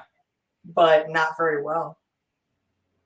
That's just so crazy. Yeah, that's what we said too, that we think that they were bruh, that part. How if I'm still questioning how every man in that room saw that shit and nobody said anything. There's too many people in that room. Like, I'm not about to say way too many. Right. I mean, and that's what I said earlier. Those dudes that were with him on the run to find Joel, they all had guns. It was 5 of y'all big strapping young lads. Y'all couldn't take David's skinny ass out? Well, and the thing Impossible. No, the thing is they're comfortable with him being in charge because it's not them making the decisions. They don't have to be responsible for making the decisions. It's turning a blind eye. Yeah. So I get it, to not have the responsibility. That right there, they sure enough was. That's why I'm like, listen, that's why y'all went out there. But y'all could have grabbed hunting for more than animals to eat. Yeah, they were hunting for whatever they could find. Which again, I think, and that was their downfall. That was stupid because that's what set all of this in motion. You saw the horse. You saw them monkeys running around. Y'all could have taken any of those animals out. Like we said earlier, shoot the monkeys, rig a little harness, tie them up to the horse, have the horse drag those back to the settlement, and then you carve up the horse. So you don't got to carry his big ass too. But you specifically wanted to go find who owned the horse just to kill them and carve them into tiny pieces. Like and have more meat. No, sorry. Listen, the chair he would have caught would have been right after it would have been a knife. Right over his freaking head. Because what you're not about to do is put your hands on my baby girl again. I don't care. You not. No excuses. You get no quarter from me, sir. Not one. I don't want it. And see, and also everybody's thinking that this crazy dude killed one of ours. That man started the fight. They were legit just trying to get to the horse so they could leave. Absolutely. Joel wasn't chasing them. Yeah, and that's why I disagreed on my watch along with David when he was talking about that. Joel didn't do that just to protect Ellie. He legit was also protecting himself because he was attacked. What did you expect the man to do? Just lay there and die and take it? No, thank you. Do you know who the fuck Joel is? No, spank you. No, speak on you. That's not how those ships fall. Yeah, look, bruh, right over the freaking back of his head. I don't have time for it. Done. Seriously. And that's why he got what he got. That's why, like, even when he had Ellie in that cage and he was trying to talk and rapitate to her, I'm just like, sir, that part. Come on. That part. Joel is about that life. Don't care. Like, I'm not about to sit here. We're not playing games. And he was just trying to rapitate to her. And I'm like, sir, you realize none of this matters. Because none of this. She came here with somebody. What makes you think she's going to abandon that person who's been taking care of her to come over here and sit with you and hold hands and be molestationals with you? That is yuckies. This man claimed to be able to see, the same darkness in Ellie that he has in himself. He claims to see how fast and how skilled and intelligent Ellie is, but you still came with this tired old game that roped everybody else in, and you think that's gonna work on her? But she did catch him. Like, listen, come on. Caught him in the traps. Again. I freaking cheered when she broke his damn finger. You deserve that. And he was like, still only this close to getting the keys. He was like, you know what? I'm gonna tell everybody else. I'm like, you's a bitch. Right.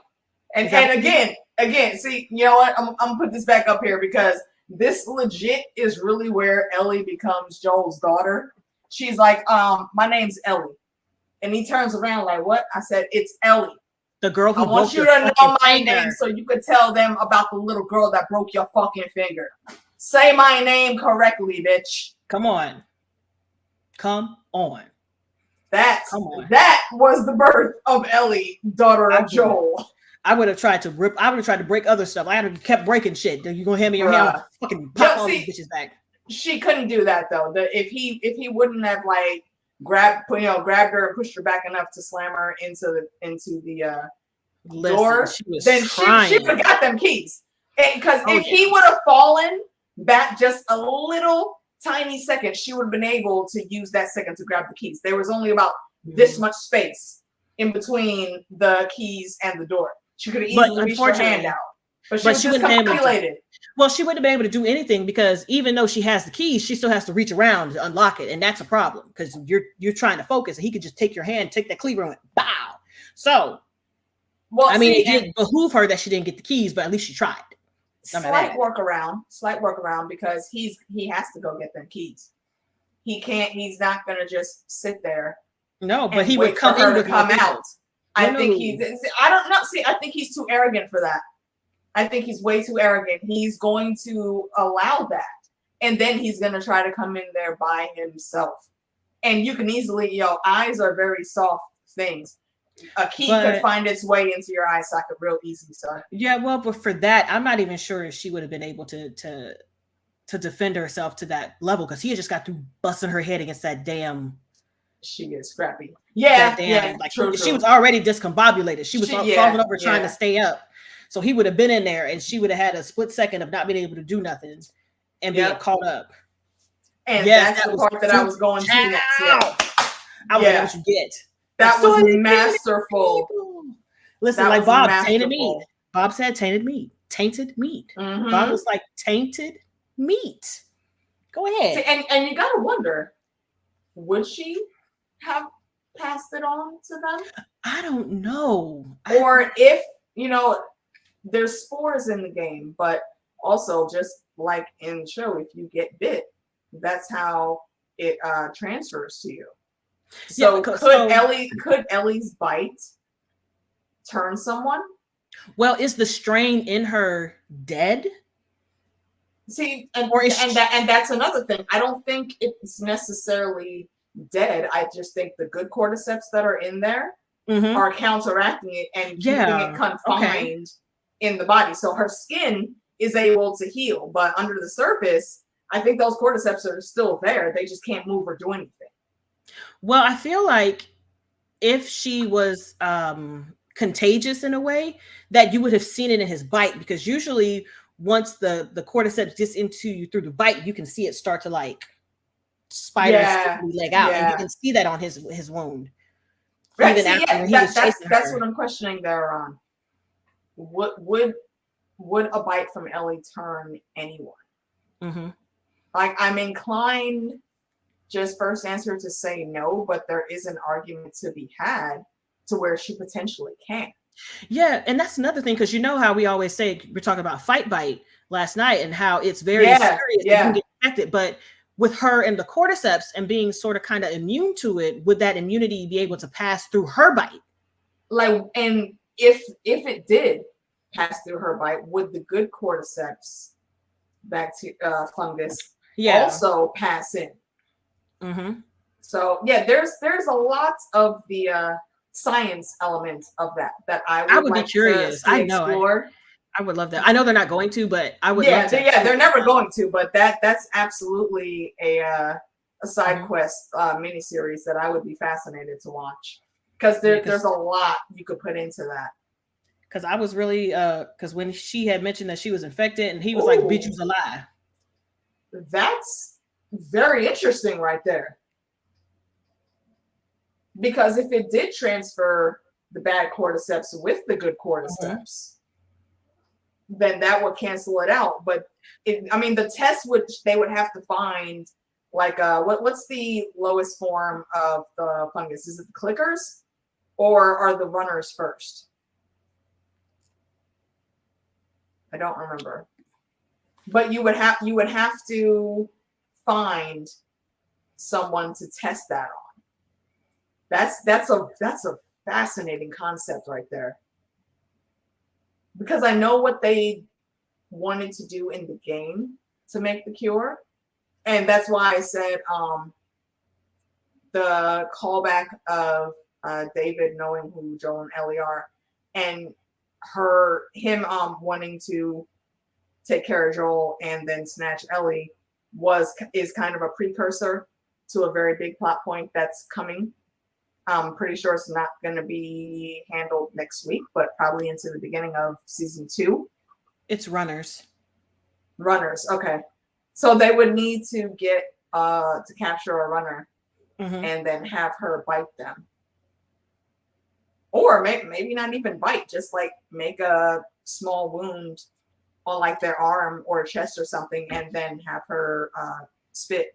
Yeah, because I think it's more of the spit instead of the blood aspect. Because I don't think the blood has anything to do with it. Yeah.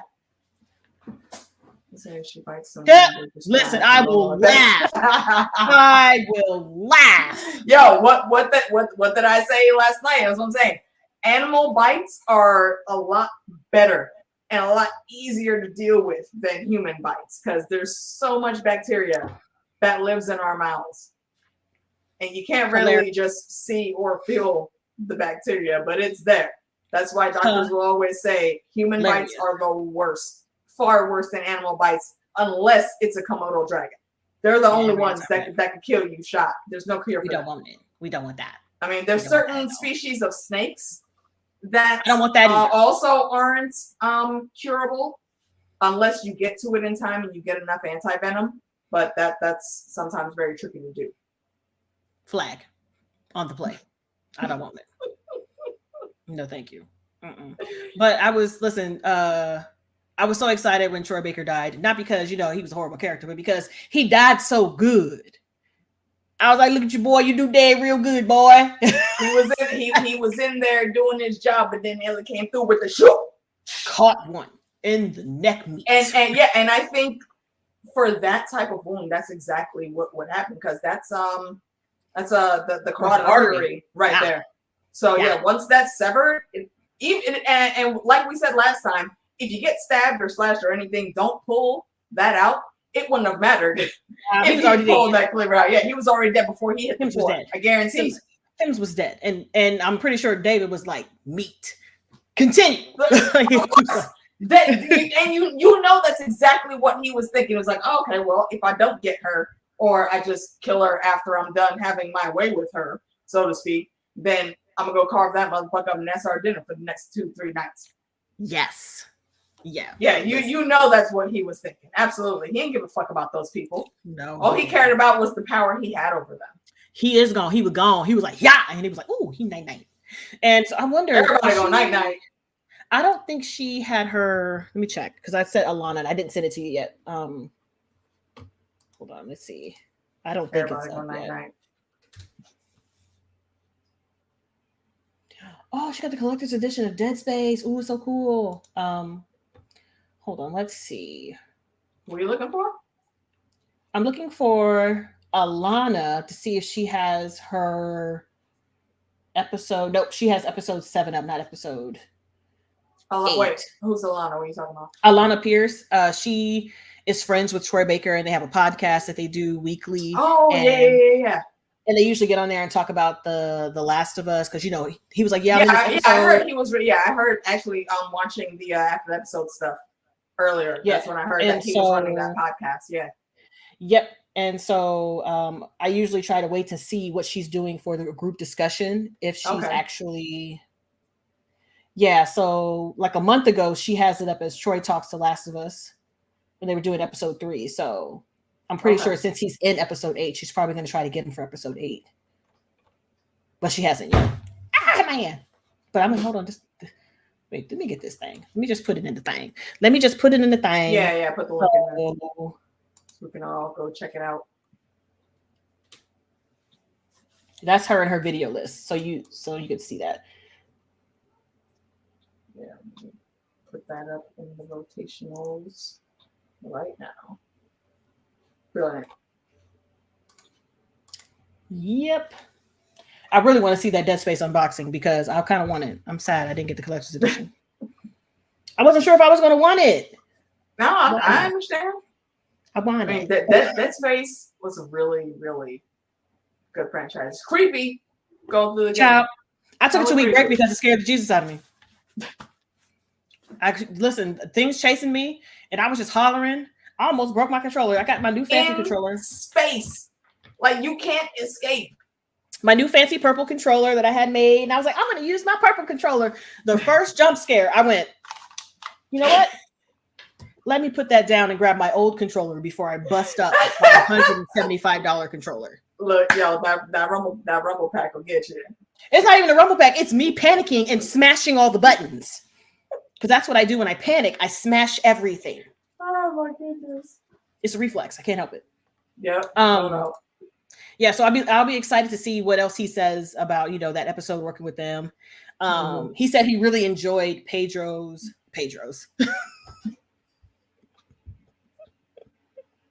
Now. Well, I mean, that's his name. But he enjoyed his take on Joel. And they were there filming all of that. Like they were there being nosy while they were filming all of that. And he was just so intense and she was just so intense. And it was just so good to see them together living in these characters that we gave voices to. It's just surreal. I was like, it's so cool. I love that. Yeah, I absolutely love that. It's the coolest. It's the coolest. So next week, we're going to get the voice actor for Ellie. Playing her mom. I believe it's going to be in a flashback, and they showed just like the smallest tease of it in the finale trailer. I remember Ashley in she was a kid in one of the shows I watched on Disney Channel, I feel like, but I can't remember. Oh, shit. What's her last name? It's Tisdale, isn't it? Johnson. No, Ashley Johnson. Ashley Tisdale Johnson. is somebody else. Okay. Yeah. Let's see. Who is that? What's her filmography? Growing Pains. That's what she was from. She was Chrissy. That's Chrissy from Growing Pains. I knew I remember seeing her as a child. Holy shit, my childhood. Wow. Interesting. Very interesting. Yes. Right, yeah. Right, exactly. Ron, exactly. I share that same sentiment. Like, wait, what? Yeah, Growing Pains was such a big part of my childhood. That was one of my favorite shows. I loved it. Theme song was theme songing too, by the way. Yep. Yeah, and shout out to Alan Thicke. Come on. Who gave us Robin Thicke before he became stupid and ruined everything. Yeah. Sir, that was you. That was your fault. How dare you cheat on Paula and then have a whole CD named Paula to try to win her back? And she was like, I don't know who this man is. Like, I am so sorry. I don't know who this man is. Yeah. Like you know, Alan was just looking at him like, bruh, son, I taught you better than this. Just like a legit Alan Thicke was like those guys on these old school TV shows we call TV's dad. Alan Thicke was absolutely in that category. Just do it. Yeah, I appreciate that. And also Growing Pains, I believe, is the first time we saw Leonardo DiCaprio. Yep. In acting when he was a child. He started off there.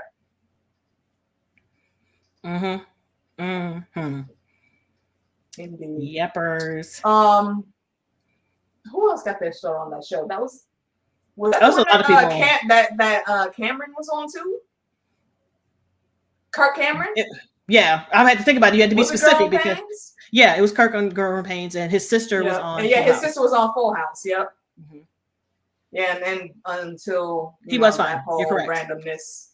Alan Thicke was fine. You're correct. Absolutely. He's a handsome older man. Yes. Indeed. Yes. But yeah. But when she finally let out all that rage after she crunched his ass, because I'm just like, in the middle of this fire, you're gonna try to assault her. And I know she was panicking and freaking that her acting in that is so good. Right. Yeah, it's actually, so grab your cup.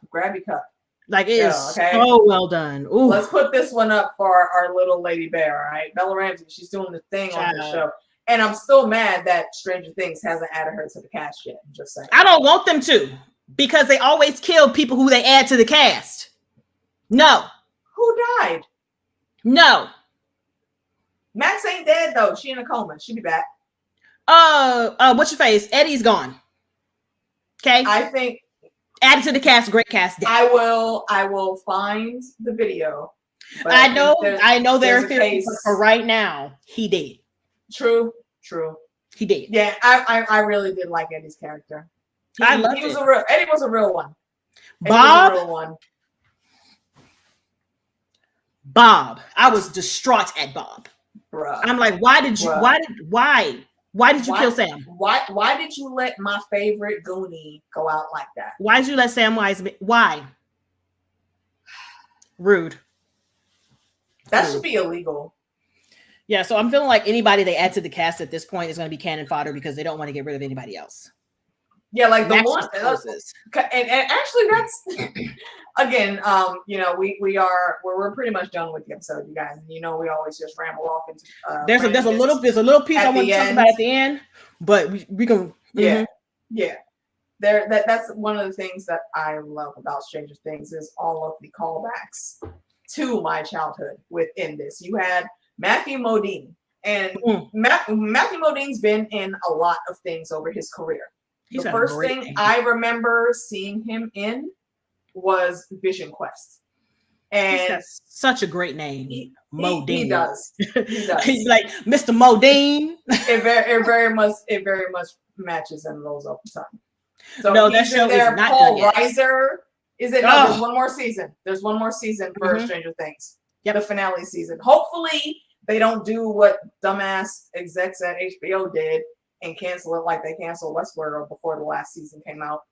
They can't, because I think they were already filming it because they had to film it in order because these kids are big. Yeah. They're not kids anymore. They are whole ass adults out here. Whole ass adults. So they had to hurry up and get it together. Yeah.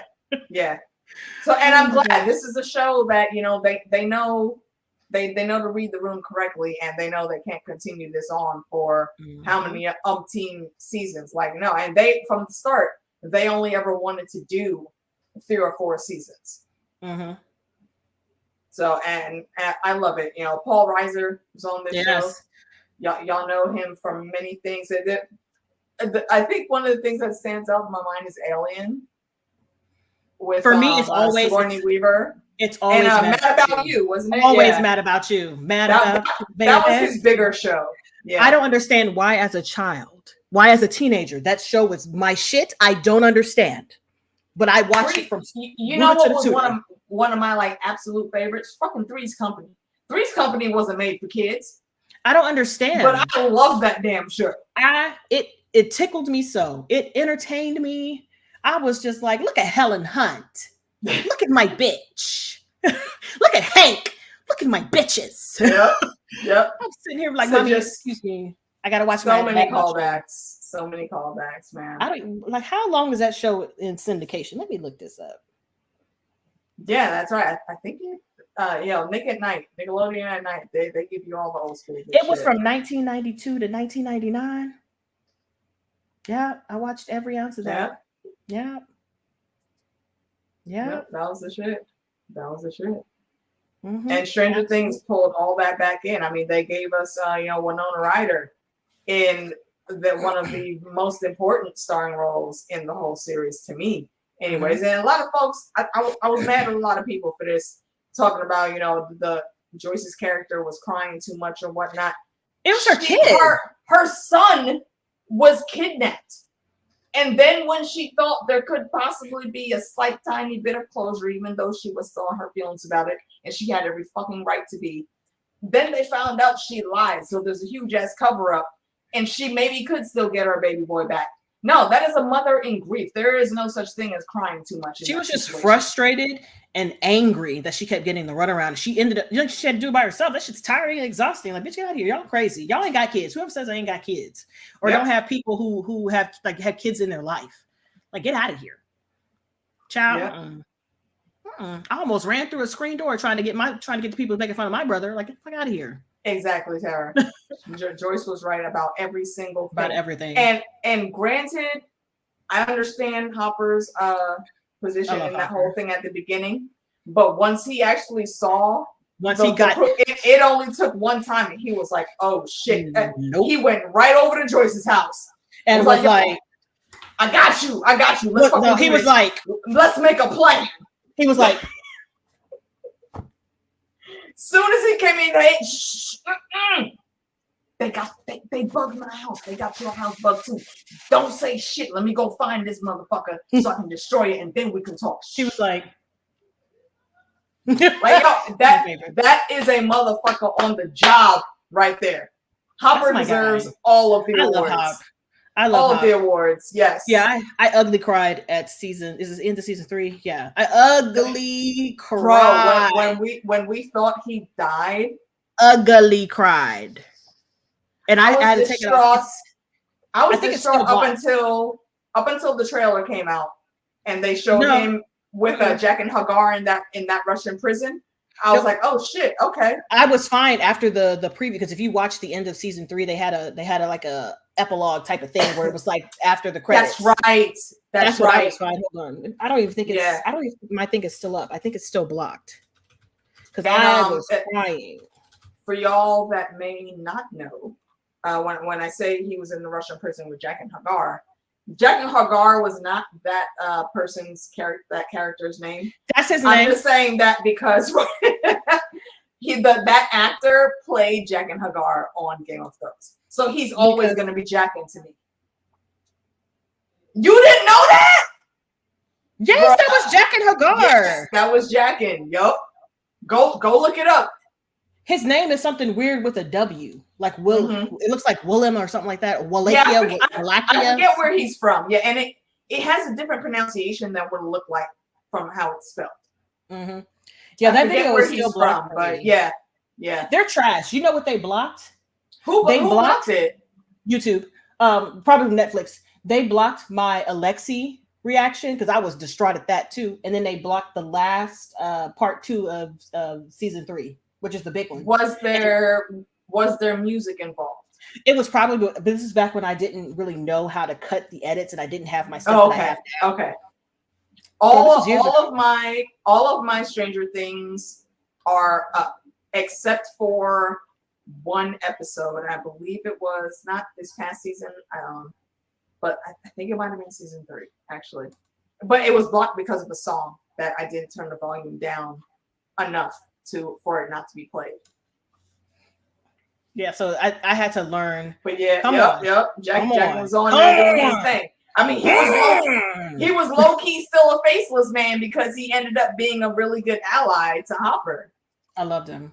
He was still on there doing his thing. Game of Thrones did him dirty. Set him up and then abandoned him. Did him dirty. But I was just because so I didn't know how to edit back then. But luckily, Johnny Odell took my reaction and put it in his compilations. So he has it over there. All right, wait. Who's on him? Where? What? Oh, he has my reaction up in a compilation on his channel. Who? Well, Johnny Odell. He has 3 channels, but it's on one of his channels. Johnny Odell. All right, drop the link in the chat. Oh, it's sure. I figure out which one it is. I have not heard anything. I don't think I've heard anything about Noah. Is something wrong with it? What is there to be said? I know he's gay, but other than that, right? Yeah. If you're talking about that, then yeah, I definitely heard about that. Which doesn't surprise me. No, come on.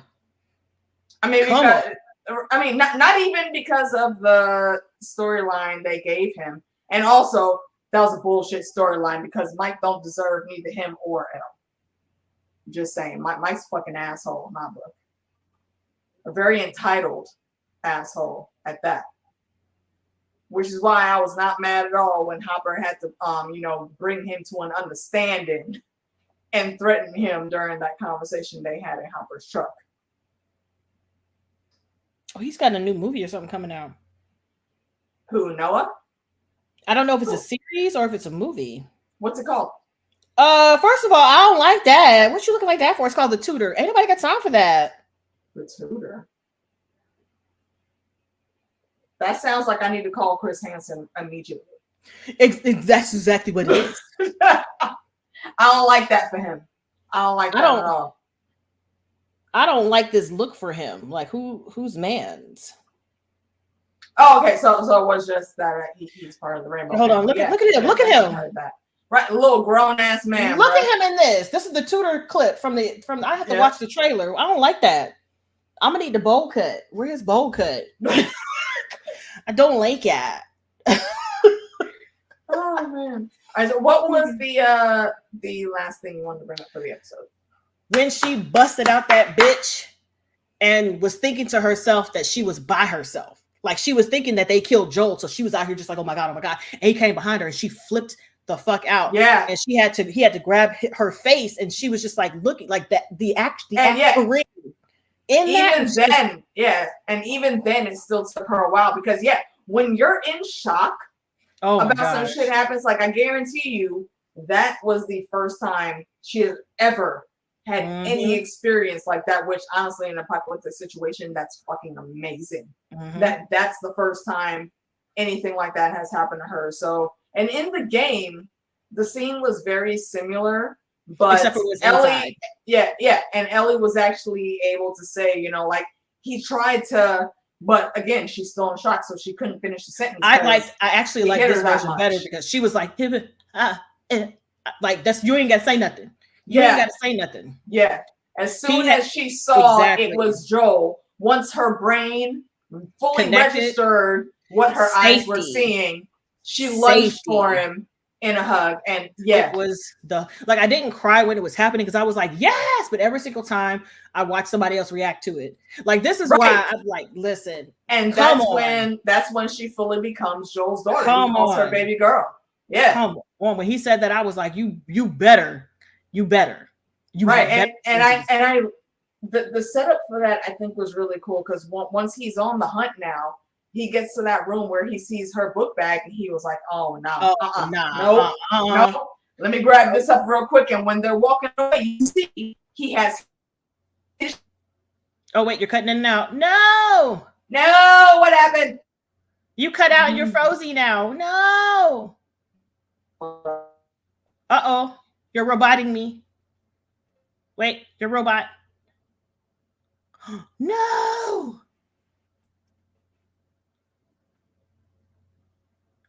Are you saying anything?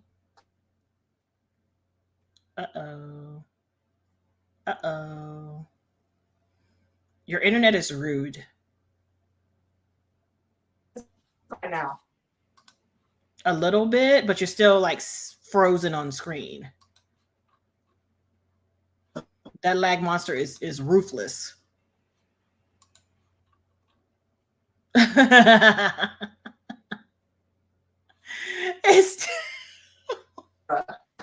At this point, I'm laughing at everyone in chat because they funny. It's still doing the crazy. What? That's rude. Actual hell. At least I can hear you now. Because before it was nothing. It was like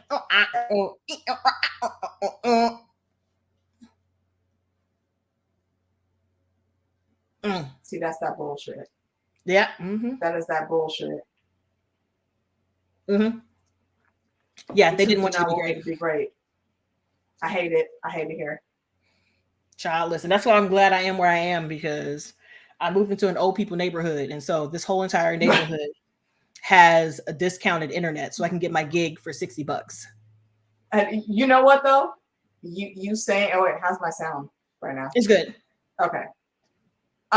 When you told me that, and then when we were talking, I think it was last week or the week before.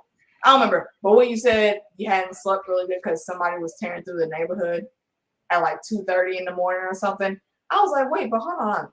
Old folks live around you. So was one of their dumbass grandsons being fucking stupid, or somebody got lost? It was somebody driving through. It was, I think it was literally somebody driving through because it hasn't happened since. It's never happened again. But that's annoying as shit. That scared me out of my sleep. And I'm like, Jesus Christ. I ain't got time. I'm used to loud noises like that because honestly, one of the things I always remember about my childhood is when I moved to Dayton with my mom and my little sister and my stepdad. I asked her in Dayton. I don't remember where that first apartment was. At the the house that we ended up living in for several years after that, though, it was on Woodruff Drive. and I believe it was only about like 10 minutes from downtown. Oh, okay, I know you are. If you remember, and I don't know if you heard of Stivers School for the Arts. Yeah, girl, I heard about Stivers. I went to Meadowdale. Yeah. Girl, Meadowdale, class of 03. The Lions. I went to Stivers before we moved to Columbus. Like, listen, we the Lions. We don't. I'm pretty sure our school's closed now. Random aside, if there's a school that's built specifically to cater to the arts in your neighborhood, put your kids there because they're really cool. I mean, at least my experience at Stivers was really good. I'm pretty sure it was, but it's not Meadowdale. So I don't think you understand when I say that my family went to Meadowdale, because usually in the cafeteria they had up the old graduating classes. Well, where it was, because the school is now closed. They shut it down and demolished it. It was in the middle of Troutwood off of like Maine. It's weird. It's like it's like Troutwood and then like Center Dayton kind of. Yeah. But they had the class pictures up from the beginning of the school, and it was white. Of course, black. And so my dad, and his siblings all went to Meadowdale, so we would go through there and find their pictures. Except for my dad, we don't believe he graduated. I mean, he graduated, but we don't.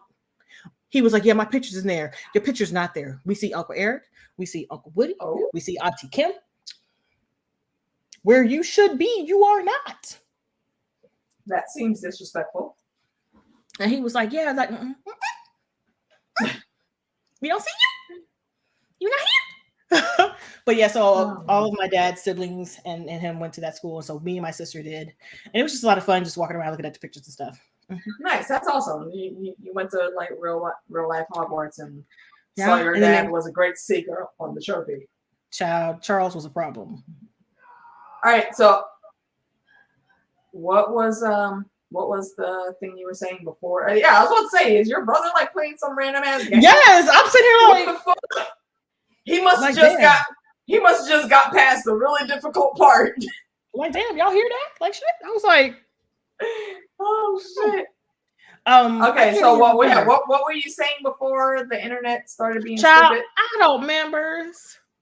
Damn it. Chat room, help us out.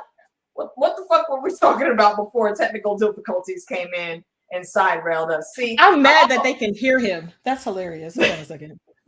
I always say Ms. Minutes be on our freaking streams, and she's still mad that I said she was on some bullshit, so she be fucking my streams up. If you don't know what I mean by Ms. Minutes, that's the small little entity that was in Loki season 1. That's hilarious. Right, exactly. That will forever be my safe word, courtesy of Kevin Hart. Pineapples, I don't want it. I do not remember what we were talking about. I think we were talking about like how Ellie and Joel reuniting. Yes. And just how she needed that safety. Like at that point, like it was done deal. She was not here no more. It took her a minute to come back to herself. And even when she did, she was just like, like that acting in that part. I like the fact that she was not able to clearly express how she was feeling, because you can't at that point. Like you're so like discombobulated. It was such a traumatic situation to go through, especially like when you really analyze everything that we saw.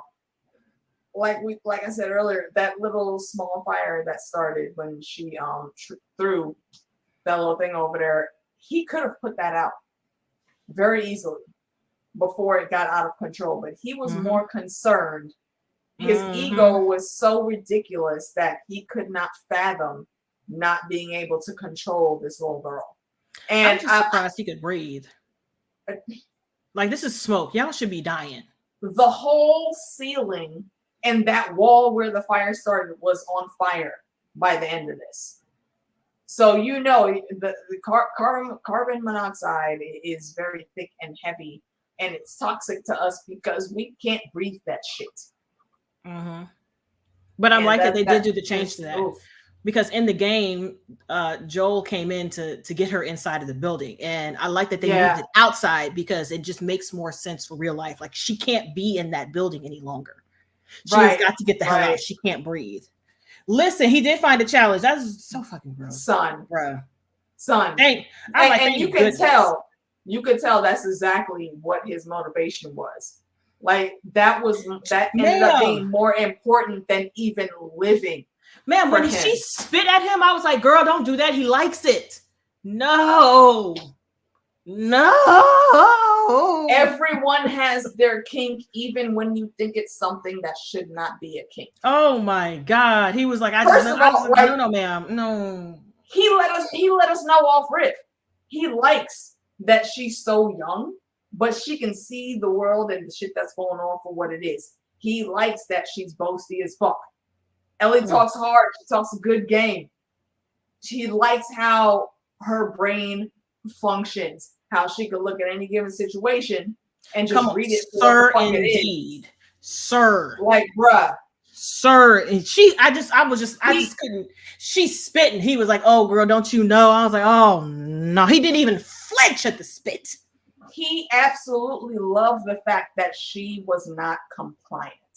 Girl. It wasn't even really just a challenge for him. No. He just saw her as a worthy opponent. That's why he was spitting that bullshit talking about, yo, we could run this fucking shit. He legit in her saw someone that could be his equal. But still, he only wants her to be an equal in everybody else's eyes.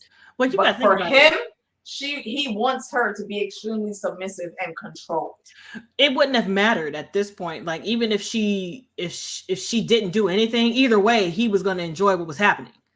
I'm like, girl, it just makes it worse that the spitting and trying to get away. You know what? Really takes it over the top. It takes the cake. I'm kind of mad at myself that I even know this quote, but legit, he's 50 Shades of fucked up.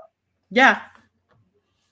He really is. If you don't know what I mean by that, go check out that fucking thing that started off as a fanfic for Twilight, and check out what's his name, the Huntsman from Once Upon a Time, playing Christian Grey. No, thank you.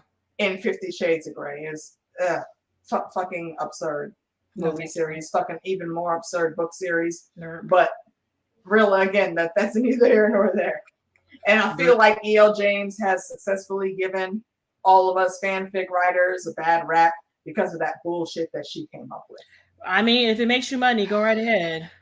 Yeah, exactly. Like, the more satisfying the win is. And I'm just like, that's why she smunched you. That's why you were minched, mashed, munched. That's why.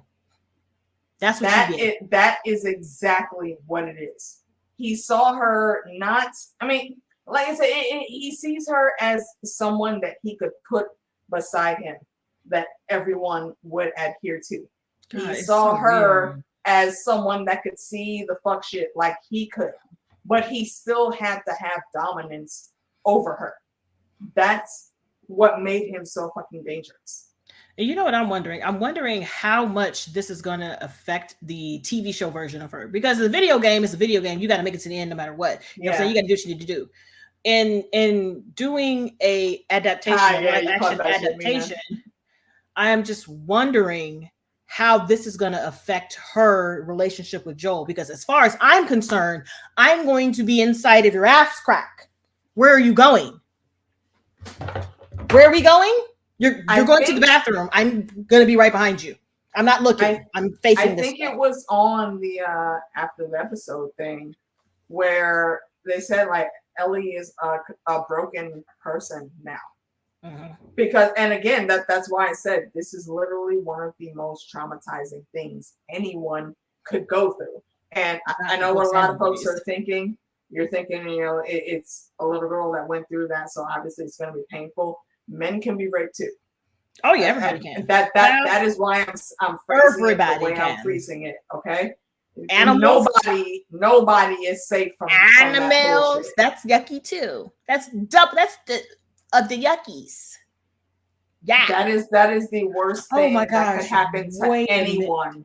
That reminded me of this TikTok I saw. Oh God. This lady was talking about how she always tell people that her divorce story is shocking because, you know, people think it's going to go one way and it doesn't. And so she says, every single time if people get on my nerves and I want their jaw to drop, I tell them why I divorced my husband, because he fully acknowledged and did not complain that like he fully acknowledged and was like making a point that he had sex with animals.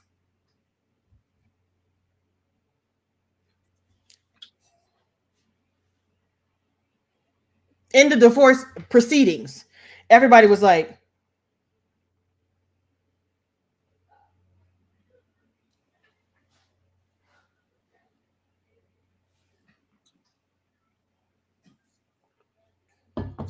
I really have no words for that. yeah, because people was like, oh, well, you know, it's a divorce. You Like, could have made what- it work. Why didn't you what make the it work? fuck? You guys are so Ugh. happy. Why did you divorce? Pineapples. Pineapples, I don't want it. Pineapples, I don't want it. Nope. Listen. Bruh.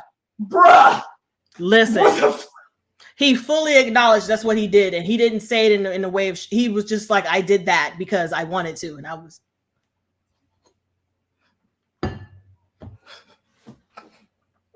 Nah. All I'm gonna say to that is nah, bruh. Nah. Okay. I'd have been like, can you just to quote? You sign the papers, please. To quote, shit, I don't remember the character's name, but because Christina Wesley was on this show and she's playing the lady that played Tommy's wife in the previous episode. The first movie I saw her in was How She Moved, and it's one of those dance movies, you know, and her character is part of the West Indian culture that I myself am a part of. So that's why my cousins were able to convince me to watch it. And something that one of the characters said, and that I think holds dominion here. Nah, you can keep all that fuck shit to yourself. And I gussa here. When I play them game, nah. I was just like, well, that would do it. That would do it. You But know you're what? right. I need to refill my rum for that, man. I can't. I'm good. I'm just listen, when I had seen that, I was not ready. I was just like, oh shit. Oh shit, bitch. Oh bitch shit. Wow. That's that bullshit. Yeah, but I did enjoy the way she chopped the hell up out of that man. She smashed him. He was mush, as he should be.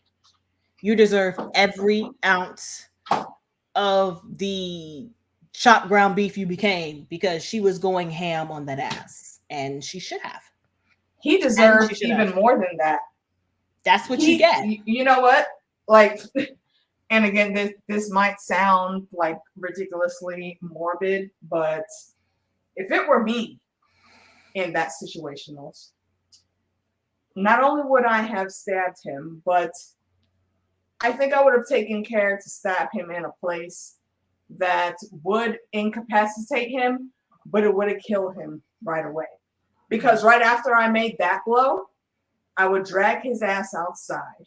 It's too much. Pull his pants down, cut the dick and balls off, and stuff them in his mouth.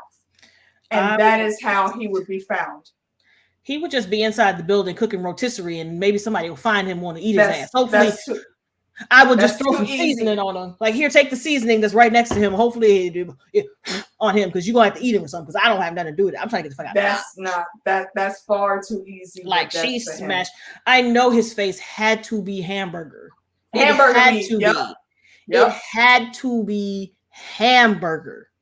Yep, because they only showed her hand going in a downward motion, but I guarantee you she was also going down and pulling that knife to carve open even more flesh every time. I just know that she did go hard, and he fucking deserved it. He deserved every ounce of that. He deserved even more. I'm telling you right now, I'm not talking, and I'm going to be up under Joel for a good 3 to 4 months. I'm just going to be like underneath him. Period, sis. Period. That part. Period. That part, yo, they about to put your ass in a sling if they find you before the building completely burns down. And I'm like, you know what I'm doing? I'm going right back to Tommy and be like, listen, I'm just gonna be there. I'm I'm going in my house. Yo, fuck Fedra and this cure bullshit. I'm We can not reconvene going anywhere else. You know we what? can reconvene. Send a messenger and they can come to me I'm to gonna be get in the my blood house. samples. I ain't going no fucking where. I'm like, I know y'all think it's inappropriate that I'm in this room with Joel, but I'm gonna be in this room with Joel because again, call back again to The Walking Dead when they first got to Alexandria and they gave them all separate houses, but Michonne and Rick was like, nah, we gotta keep everybody together. Everybody just was in the middle room. Because even though they seem nice, we don't know these motherfuckers. And it seemed like they're trying to split us up. My favorite part of that was them being in the room like, we don't like this. And here come freaking what was his name? Daryl. Daryl? Yeah, Daryl was like,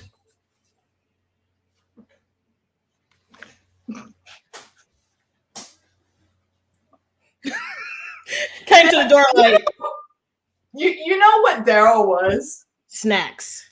Daryl was the apocalyptic on Earth version of Amos on The Expanse. Oh, that's my nigga. if you stay ready, you never gotta get ready. Come on. Like if he was you like, need a motherfucker to roll with you, cool. And at any given point in time, and you're on The Expanse, you call Amos first. If you in The Walking Dead, you call that motherfucker first. You call Daryl. And then you call Michonne after Daryl. That's the trio right there. It was so funny how everybody came into there and there was like, I know we're clean, right? Okay, great. Oh, wait. Did I miss it? Shit. I think I might have missed it all. If you're talking about what I think you're talking about, Terry, all hair rolled Garth. And that means it was about 420 when that happened. So, and we say all hell, Garth the Green Hand at that point in time because Game of Thrones lore, again, he's the guy that's responsible for the birth of a lot of the major houses in Game of Thrones, and he was basically a hippie going around and making all the lands fertile and all the women fertile. No, I don't have time for that. Stay away from me.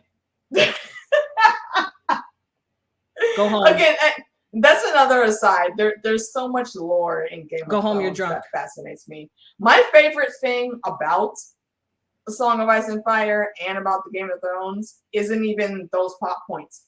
It's everything that happened in the histories. It's so hard for me not to like try to reread stuff because I ain't got time. I'm booked. That's what Audible is for. No, I can't Audible when I have to edit. I got to hear it. Okay, well, yeah, okay. Well, I mean, like during the workday sometimes. That's what I do during the workday. I edit. I'll be at my desk with my earbud in, editing my video. Captain, let's go. Listen, I call my Amos famous. Have never been spoken. I call him, that's my famous Amos. Famous Amos was about to make some cookies today. He was going to make some cookies. Yes. I'm here for all of that. I'm here for all of that. Like for real, if I almost want to do a classification list of like the effectiveness of the main characters. Well, no, I won't say main characters because I think that leaves the list too short. Fun characters. But of all the characters that we've seen thus far on the show, put them on a tier list of their readiness for the plant zombie apocalypse. The plant zombie fungus apocalypse. Because let's again remind everyone, it would only take just a couple steps of evolution for this shit to be real. Cordyceps is not a made-up thing. It just can't affect humans at the point in time that we know right now. It only affects insects, particularly ants. All I can think about is it's not the cordyceps that takes over the ants. It's the oh my god, what is it called? It's the parasite. It's the parasite that jumps into the slugs. These are two different ones. It's the parasite that jumps into the slugs, and you can see him pulsating inside of the. Oh yeah, like it changes their color and their camouflage once it fully takes over their brain. And you can see him inside the brain. That one. I've heard of that one. I recently learned about that one. Yeah. That one is worse to me than the cordyceps. Because the cordyceps, at least you dead and you like, this one you're alive. This honestly, this low key harkens back to damn it, what was the movie that I did? A couple years ago, I did a stream with Tanya and Nikki from 1000 Eyes on One, and we talked about the serpent and the rainbow. And the basic gist of that movie was someone discovered that like you can make a zombie in Haiti. And they sent what was his name? Bill Pullman. He was the main character. They sent him in to investigate and to get that powder so they could do whatever the fuck they wanted with it. And it was that so Ron, see, I knew if anybody in the chat, I knew you would know exactly what I was talking about because that was part of our childhood. Yeah, it can be very much misconstrued as a cheesy ass movie, but it's really just such a good movie. I don't like it. And the real world aspects that they pulled in for that movie are really freaking great. And it's basically again about another being taking over a human. So I think it's very interesting when you really apply all this shit to the real world. Actually, what's the name? Boss on New Rockstars. He actually talked with a scientist that was a specialist in the field of studying cordyceps and whatnot. So I would encourage everyone to go watch that video. It was very insightful. I always love hearing the science part about these things. Mm-hmm. And it was great. What movie? Terra. It was The Serpent and the Rainbow. I'll type it in the chat. It's an old movie, so you can't always find it streaming anywhere. But if you know some decent places to look, you can find it for free. This just makes it really like confirms my conviction to be first wave. First wave. I know you saying that, but knowing you, honestly, I feel like it would end up having to be like the second or third wave.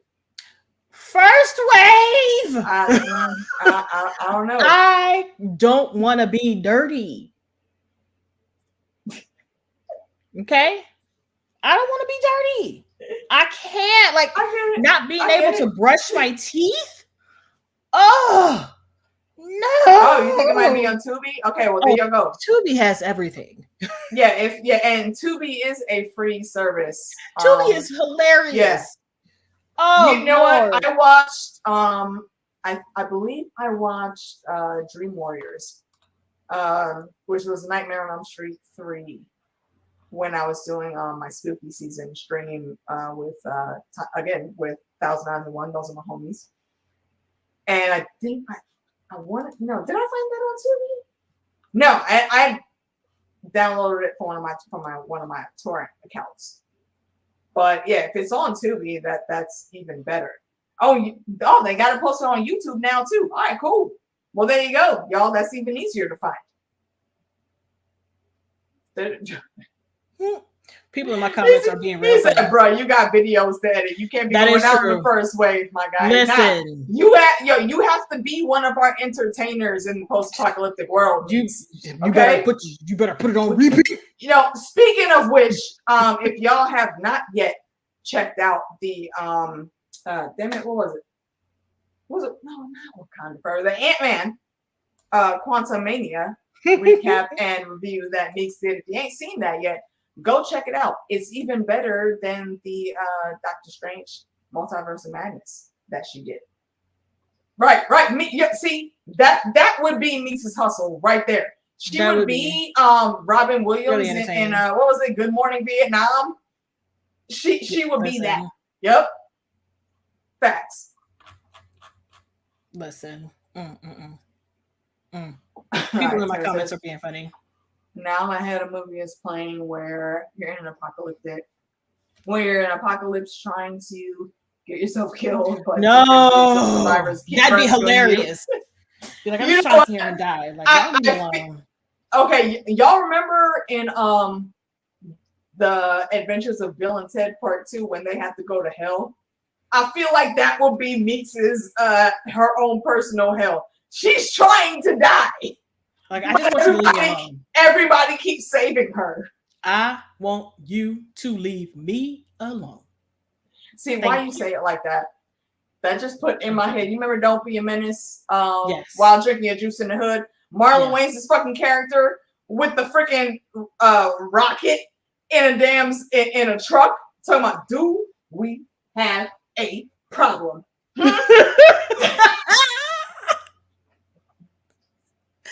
Oh my God, I haven't seen that movie in forever. You know what? If you have time coming up, I think you should watch it. You know I don't. Oh my you couldn't make it if you wanted to, but no, I genuinely don't have time. For everybody else, the homies on 1000 Eyes and One, they're going to be talking about that movie. I think it's March 14th for their next 30 Tuesdays. I'm gonna be busy. They're doing that. So the Glory is coming back on this weekend. Check the ladies out. What's coming on this weekend? The part 2 of The Glory is starting on the 10th. Like, all the episodes are going to be released on the 10th. So I'm going to be busy binging that and then editing that because we ready. It's so good. Wait, B&T, what are you talking about? What is that? I'm trying to think. Look, that was one of my favorite parts of that movie. Do we? I just want you to leave me alone so I can be by myself. Like, I will let you know when I'm ready for you to come in here and have this stuff. But until I'm here with this stuff, the stuff is in mind. Remember that. All right. So for this episode, Meeks, before we sign off and get out of here, what would you rate it out of 10 cordyceps? Where do you think I'm gonna stick with what I said last night with the smooth 8. Okay. She a smooth 8. Like, it wasn't bad. Of course not. It was entertaining. It was good. It was emotional. Indeed. I'm just like, the 2 is reserved for me because I'm just worried about how they're going to be able to end this because we only have 1 episode left. Yeah. And it's supposed to be the end of the first game. And I feel like they rushed it. I feel like they rushed it a lot. Bill and Ted. Okay. Got you. Girl, I was like, bitties and tiggies, balls and titties, breasts and testicles. Breasticles. I was like going through everything.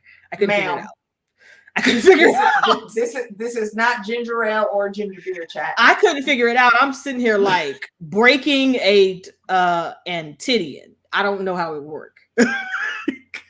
Couldn't figure it out. The absolute hell. Because the T had to be titties, so I couldn't figure anything else out. Oh my the number word. of times Exactly. pineapples. Like, I couldn't figure it out. I was just like, what is that? Break? God. It's not breaking and entering. I'm like, but busted in the tit. I don't know. Boy. Couldn't figure it out. So I just left it alone. But thank you for the clarification. I appreciate that. Oh my. But yes, a smooth 8. Okay. All right. I think I honestly don't remember what I said last night. I think it was like 850 or 875. Yeah, you had some weird ass number. Yeah, it was 8 point something. So I'm gonna go here with 8.75 because it was very good. I'm crossing my fingers honestly for the finale to be a 10, but I think it'll be anywhere in between an 8 and a 10 score. I don't know. I feel like it's going to be somewhere between a 7 and a 9, only because we know the length. It's 43 minutes. What are you going to get me in 43 minutes? True. What are we going to do in 43? I'm a little upset with that, especially since we know we have a flashback scene that's coming through, and that will be. Oh, that's you coming at the end. Oh, poor Funda. I'm sorry. That is okay because I told y'all Funda had some stuff to do. Her oldest boy is going into the high schools. And he has a function this evening. You know what? When she told me, I was like, "Oh, I bet you happy for that." And she was like, Not ready. I'm not ready. We have 1 episode left. That's it. 1 episode, and we can definitely stay on for another few minutes. Absolutely. Let's get Funda's thoughts out here. What you got for us? Okay. Guys? First of all, give us the rundown. I've never seen a episode without a monster. Show me so many monsters. Son, say it again for the people in the back. I've never seen an episode that showed us not one clicker. And we saw all the monstrous ugly that humanity can be. What? Every last one of them. I was so triggered. I was so triggered. I'm like, Son, I'm this is what we saying. would do. Hi guys. Hi everybody. Yes, thank y'all for Oh my showing love to the gosh. cousin in here. I appreciate y'all. It See, I was told you, horrible. yo, look, you making your rounds on my channel, bro. This is what happens. I always pull people in, and like everybody loves the auntie shenanigans because they've been on the streams with me when I was at Auntie Debbie's house, and Oh so, yeah. some random shit always happens. So now you're a face that they can see now, so they know who you are. They be Oh, asking I about you love just it. so you know. I They love be them asking though. about Hi you. everybody. Thank y'all. You are They never good ever thoughts for forgotten. me. Yes, My indeed. first high schooler. We got Oh, good God. information. I think it's gonna be a good place for Child. him. He's excited. So far, so good. I am excited for him because just a little tidbit to praise my baby cousin. And I say baby cousin because Funda is actually my cousin, but that's her son, so that's my baby cousin. Mm-hmm. So, but the homie is very talented He in is. certain aspects, and he has gotten the awards for that. He And I has. really hope that he keeps going on that trajectory because he's a Yep. good kid. He deserves the good things because he's working hard for him, and I love Yes. that about him. Yes. Thank you for that. But anyway, Absolutely. back to Bella and the what did you Yes, call them? indeed. Come Plant through. Come through. Yes. Yeah, I was scared for her, but I love the rage that is developing in Ellie. I gave her the hardest of times being so childlike, but she came through this episode. She got Joel medicine. Mhm. She reacted to that guy in the way she should have. I was like, wow.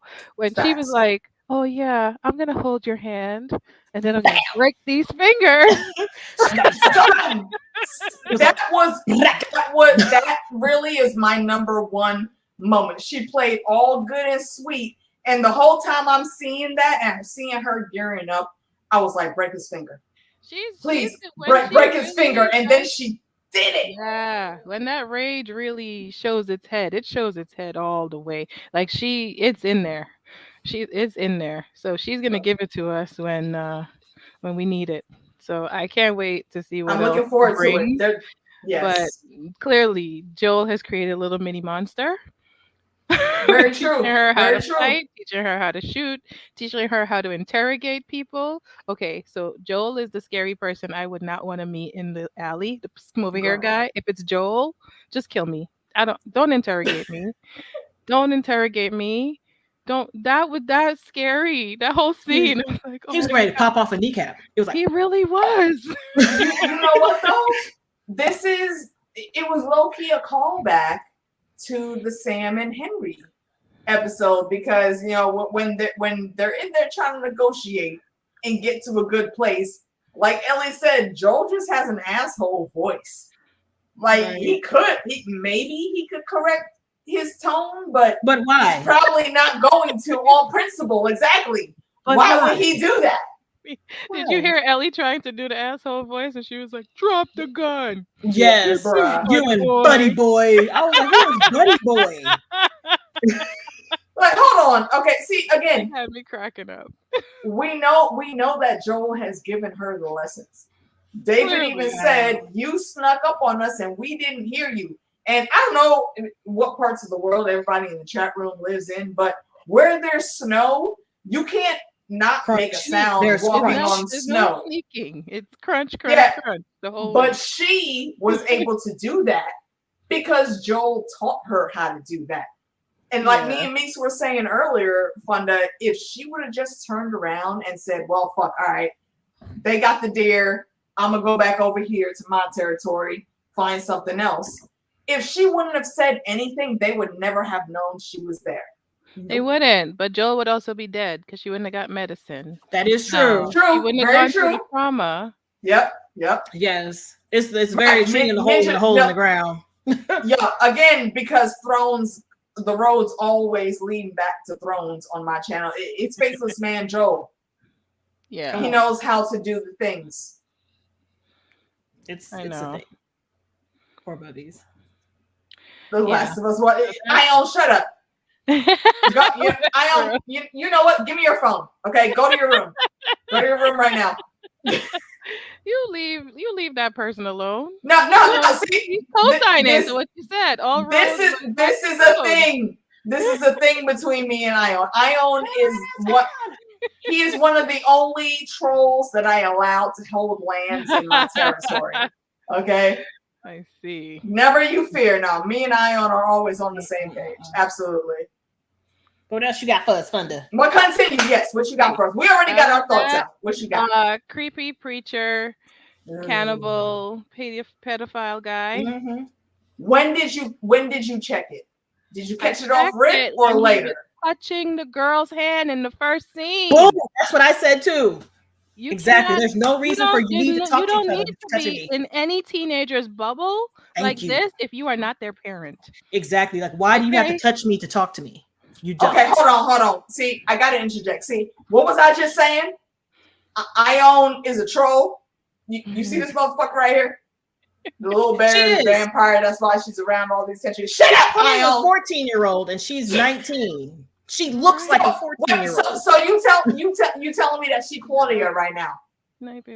Okay, and if you don't know who Claudia is, it's a character from Interview with the Vampire, which I still have not finished yet, but I'm gonna finish it. I am busy. Oh my God. Okay, well, actually, okay, random segue. We'll get back to it in a sec. But Funda, have you watched Interview with the Vampire? No, not yet. Okay, no, that's right. We talked about that. Okay, yeah, it's on the list. It's on the list. All right, let me watch the 1 and 2. But there's only like 7 or 8 episodes, something like that. It's real short. I think it's very short. First weekend it rains, I'm all over it. Mm-hmm. Yeah, so I've just got to be raining so that we can find to the house. All right, it's a crackpot theory. Shut up. All right, go ahead. Yes, that's why it's very that right preacher there. Guy. That preacher guy scares me because one, he was a teacher. So what does that mean? Yes. I mean, you gotta put that in context. Does that mean you were looking at all them little girls you were teaching? Yes, he was already doing that. Potentially already a pedophile. What the hell, yo? I don't think he what did were anything. Your plans for Bella? Wait. This motherfucker is Marin Trent.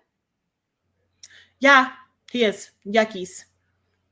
But I don't think he did anything prior to the apocalypse because he said that he was fighting his demons. And I don't think so because he said he was fighting his monsters and his demons and he didn't know what to do when it all ended. And that's when he found God. And so now he became in a position of power. No, he only said that to get her to trust him. When he said what he really was like when she was in a cage, and he was like, you have a dark heart, he told her. And then he was like, I know it because I also have a dark heart. Yes, but he also, I don't think he touched anything.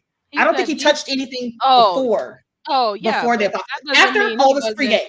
That doesn't mean he wasn't collecting pictures. No. Right. That's that part. He said that he was trying to control it and keep it. He was trying to keep himself in check. Yeah.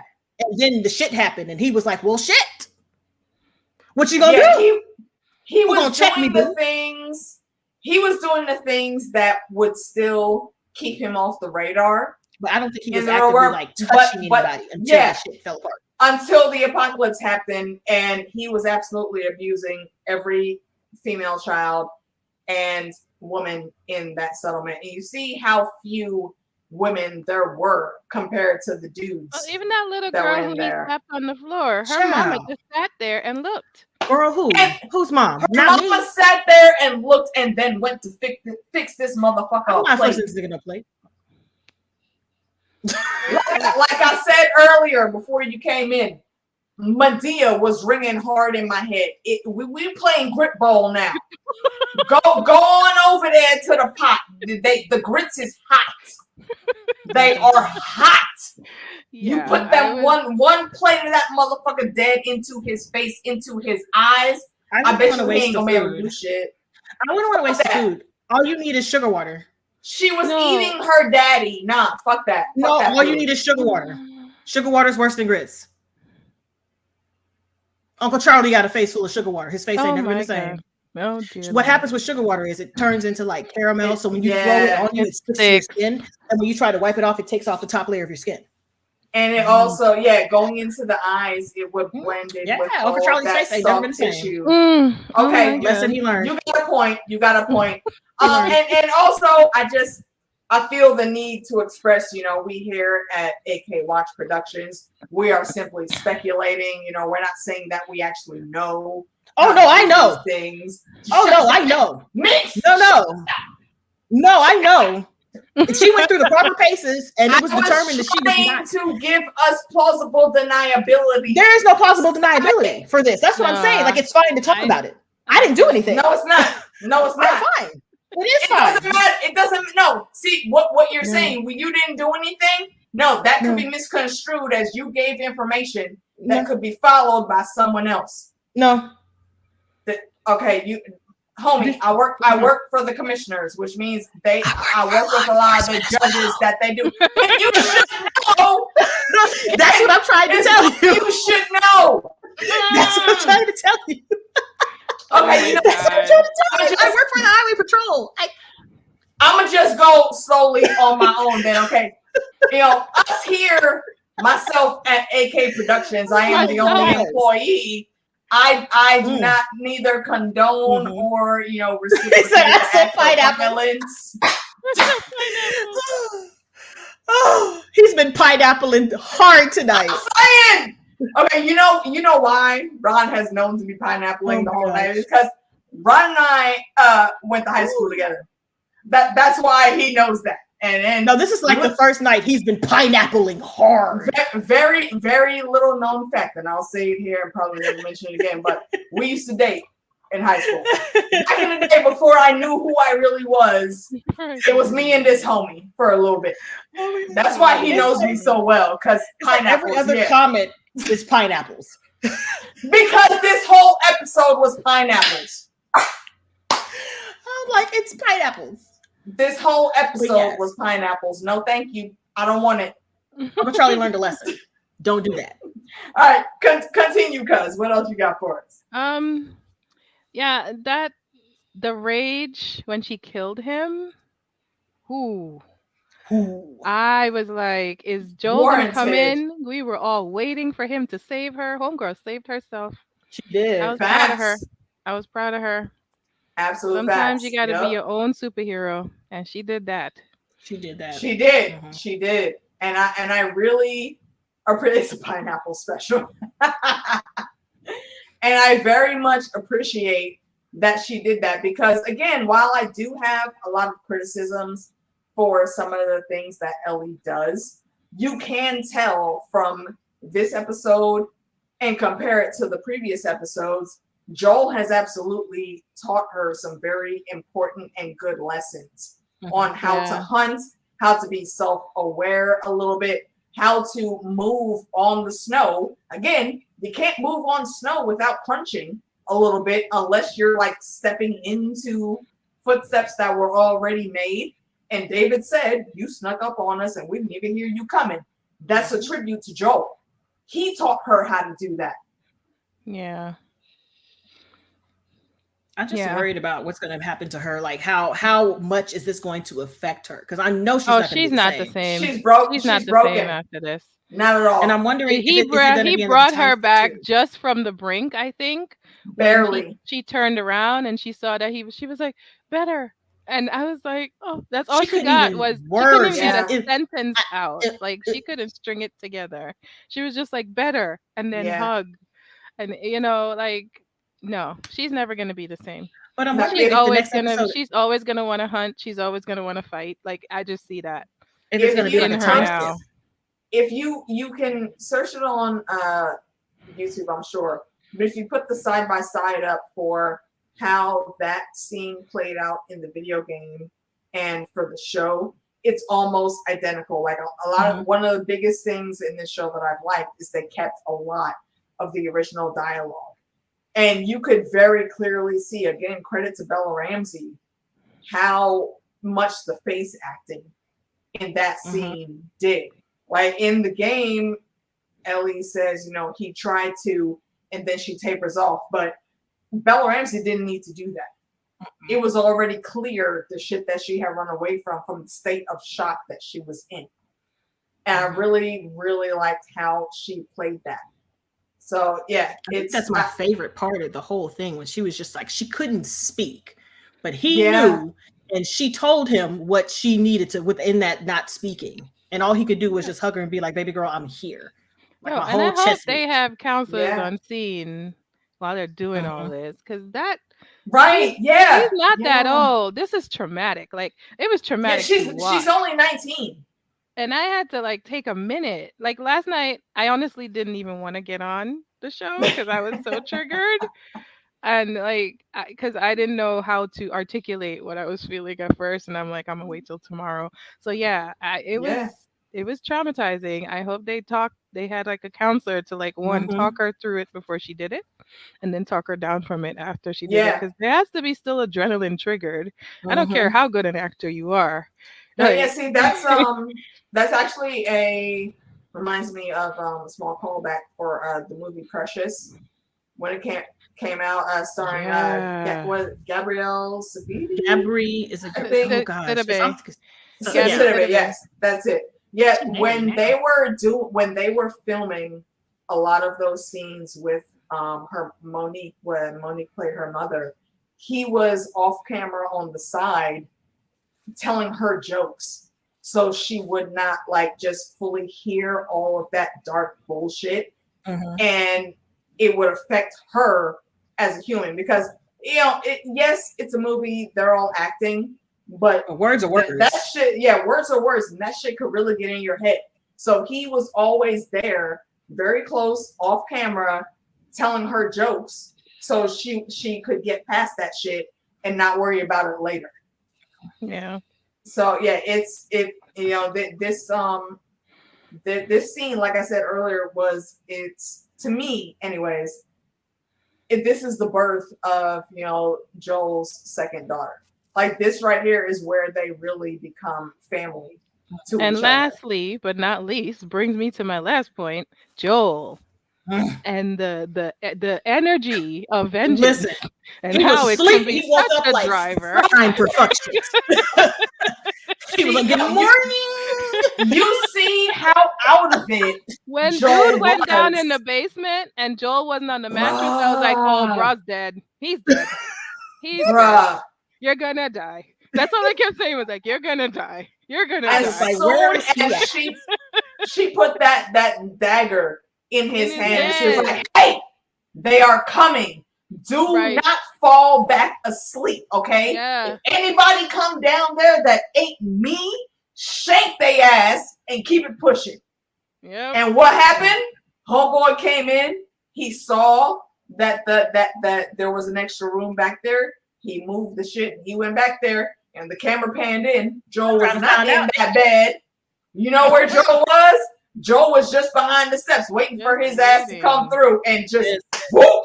Like, oh my god, he was ready. Man who's seen some. No, it's okay. It's okay. To do that. It's okay. To just set himself up, and he was passing out himself while he was killing dude, which was hilarious to me. I'm like, he wasn't even full. His tank was on E, and he murdered you, sir. That is a question that I brought up earlier.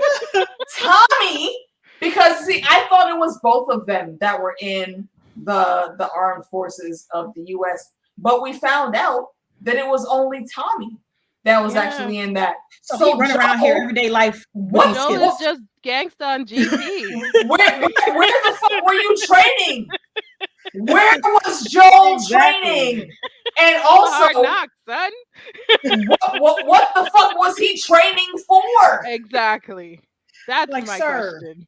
Like, I'm not mad that he has the knowledge, because it's absolutely needed. I just don't understand how he got to that point.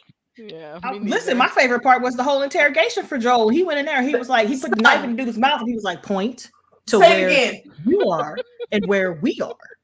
Where we at? Okay, I'm great. not gonna tell you nothing. It's okay. I believe him. Come on, handle that in the name of." You had thought you had an upper hand, didn't you? Right. See, and that's what I said on my live watch along. He went over there and homie was talking bullshit. I'm not gonna tell you nothing. And I Joe don't was like, need you to remember that. cool. See, you know what? There was a little right here. Joel was showing just a little bit of the Red Viper coming in. Okay, and I'm not gonna explain that. Go Google the Red Viper. You will see what I mean. There was a little bit of that Red Viper coming in. He was like, no, it's cool. I believed him. And as soon as Joel said that, homie changed his action that quick. Talking about, wait, no. But Joel was quicker because he was already like. And Joel was like, ready he was like, oh, yep. You thought it, didn't you? You thought it. Psych your mind. You shouldn't have been talking shit. Oh my gosh. I love that. First, the kneecap was my favorite. When he was getting ready, he's like, you don't tell me what I want to know. Bruh. You know. It's like real big dick energy. Like he's that part. Ellie told him not to fall back asleep, and she put the knife in his hand, and then he heard that shit from upstairs. He was like, oh, wait a minute. Now, and mind you, we saw what that wound looked like before he had the penicillin. On that second, actually, we don't even know. We don't know if that was the second dose. That could have very well been the third or fourth dose. Mm-hmm. True. And she put it in there, and it looked like it was healing very nicely. So he had a little bit of strength back. As soon as he heard that, yeah, absolutely. The fever went away very quickly. And he rolled off, the camera pans back. There's nobody laying there. But homeboy's looking around. Then Joel comes out the shadows again. This is the motherfucking faceless man, Joel. Just comes up behind him and shakes him in the neck. Exactly. Go to sleep. Go to sleep now. Yes. Time for you to just let it happen. To the arms of the Lord. Night. Seriously.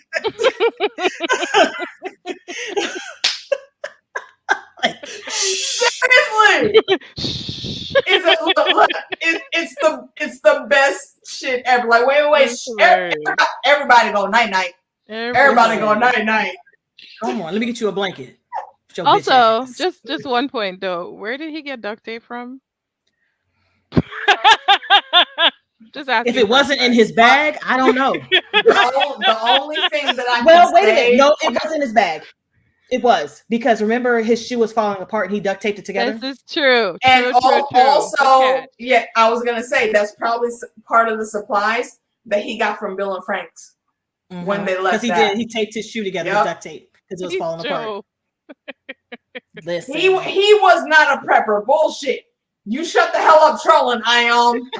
He was so listen. That's what I'm talking about. I need somebody. I said where on my he got team the like duct tape from. Circle Bro says he's Joel.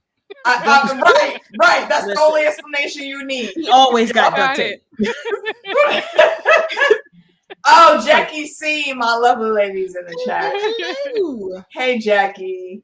Oh my gosh, but yeah, Joel was on one this episode. Joel was on one, and I was telling AK earlier, and I'm not mad at it. That there were some people who were shocked and surprised that he would go to such lengths. I was like, "Excuse me, are we watching the same person? Have we not been watching the same show?" He doesn't play about children or people in his life. He didn't play about Tess. He's not going to play about Ellie. They've been traveling together for almost a better part of a year.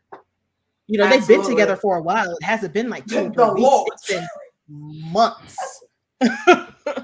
So of course they have a rapport and a relationship now. And he considers her, one of his people, like his family. So of course he's going to be out here flipping some shit. Popping off kneecaps and busting bitches in the face. Popping off kneecaps. Look, what do you expect? Oh wait, you're cutting out again. They don't like you. What do we expect? They don't like you at all. Oh no. You're frozen, cuz. I told you, they don't like her. This is over here hating again. Yeah, we saw. You were stuck like this. Yeah. You were giving us smooches. Look, Miss Min is hating on me, man. That's what did you say? You were saying something about expect. Damn it, I don't remember. What chat room? Remind me. What the fuck was I talking about? Nobody knows because it was like Expect, and then you froze in the kiss pose. He said insects. Expect. expect. Like, what are we expecting for the next episode? Maybe or Yeah, I see. I don't know. Look, the rum is tasty. Okay. Oh, But the rum. So your internet stricken rum? Maybe you should. Cut down. It's the vapors getting to the internet. Meeks, I'm you gonna need played you the to mute the game. cup. How do they wrap this up? Do they I ever know get how they replay? wrap this up. I know how they wrap this up. I know how they wrapped up.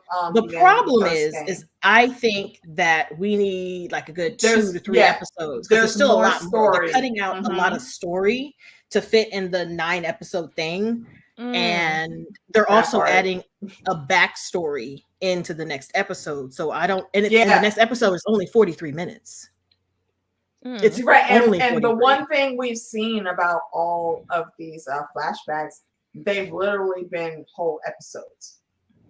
So I And they don't. shouldn't have been. They shouldn't have been. That is my only criticism about this series. These blasted flashbacks need to be weaved into the story in a way that it doesn't take the whole episode for you to tell us the Yep. blasted story.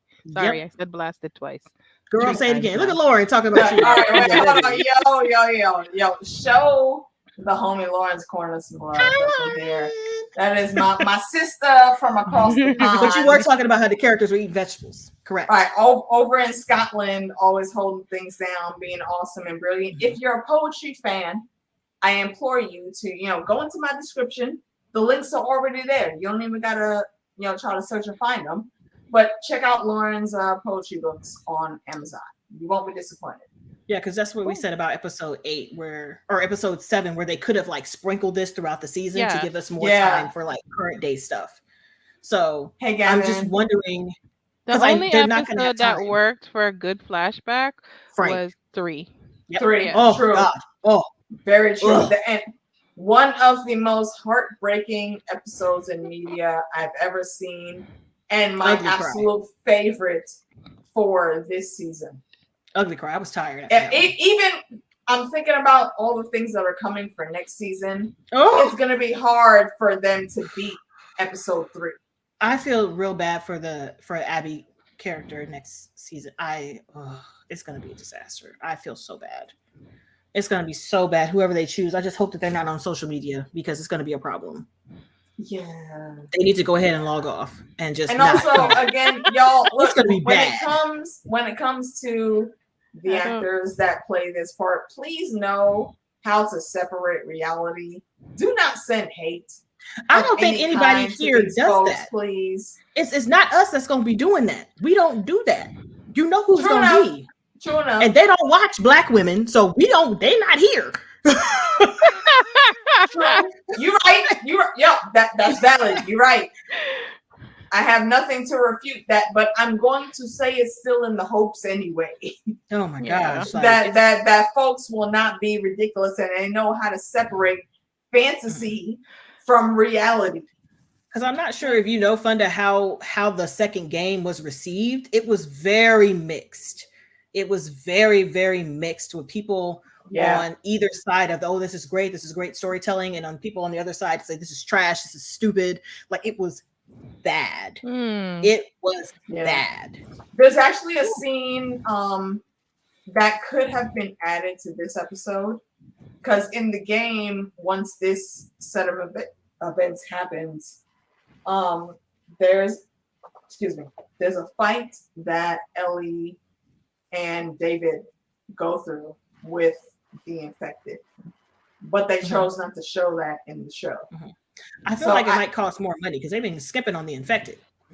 Yeah, and I think that's the only reason we didn't see something like that. And again, also the narrative is it's not the fungus that you need to pay attention to; it's the people. So I personally didn't have a problem with it at all, but I know there's a lot of gamers that had issues with that. I think the show is boring because they're leaving some of those parts out. I don't think those scenes in the game even were ever meant to be the forefront of everything. This is just what's happening. that's just part of the game for them to give them something to do. It's the reason why Yeah. I always say I don't play a lot of PlayStation games, because to me, they're perfectly, like, I can watch the cutscenes and be perfectly fine. Exactly. Mhm. Like, I can be perfectly fine watching all the cutscenes because it gives you the information that you need, and it turns it into a really great cinematic event, as opposed to playing the game where you're picking up something, putting it down, you're reading stuff to get what's going on in the area, you're listening to people talk, and then you go fight a little bit and you come back and you listen to people talk and you're reading stuff. Yep. And what you're learning from about the world is what you're picking up and reading, not necessarily what you're doing. So you don't really need the action aspect of the games in the show, because the show is about the story, not just fighting the infected. Exactly. And that is why when I see some of these reviews that have come out and they show like the clips from their comment section of what people are saying, I'm like, I'm sorry. I think you guys, some of you guys, not everybody, but some of you guys that have played the games all the way through are really on some bullshit. Because again, this is an adaptation. It's not the actual game. Yeah. And also, the creator of the game is one of the writers and producers of the show. He's approving all of these changes. So what the fuck is your problem? So in the game, do they ever beat the cordyceps? No. It's not. There's no beating it. Okay, so this is just gonna be sad and dark. There's no beating it. Just sad and dark. Gonna be because. And we're rooting for the people we like to survive as long as they can. Pretty much. Yep. Okay. Pretty much. Yeah. Yep. Okay. Good to know. Now I'm not going to set the bar so high for an expected happy ending. Gavin saying on the podcast explain why their reason was valid enough, but still, it's easy to get lost in all the drama and forget that it's also a sci-fi fungal horror thing. Yeah, it is. You are not wrong in that statement at all. But I also think since there is no way to actually permanently fix the whole entire thing for the whole entire world, like even if it does get fixed, it's going to be for a certain section or a certain group of people. It's not going to be for everybody. So it's kind of hard to like because show like it's going to be fixed. Because let's Did you freeze again? There she goes again. Well, nobody. They don't want you talking. They told you to sip your drink. At least she's not kissing us this time. Come on. Musical break. Girl.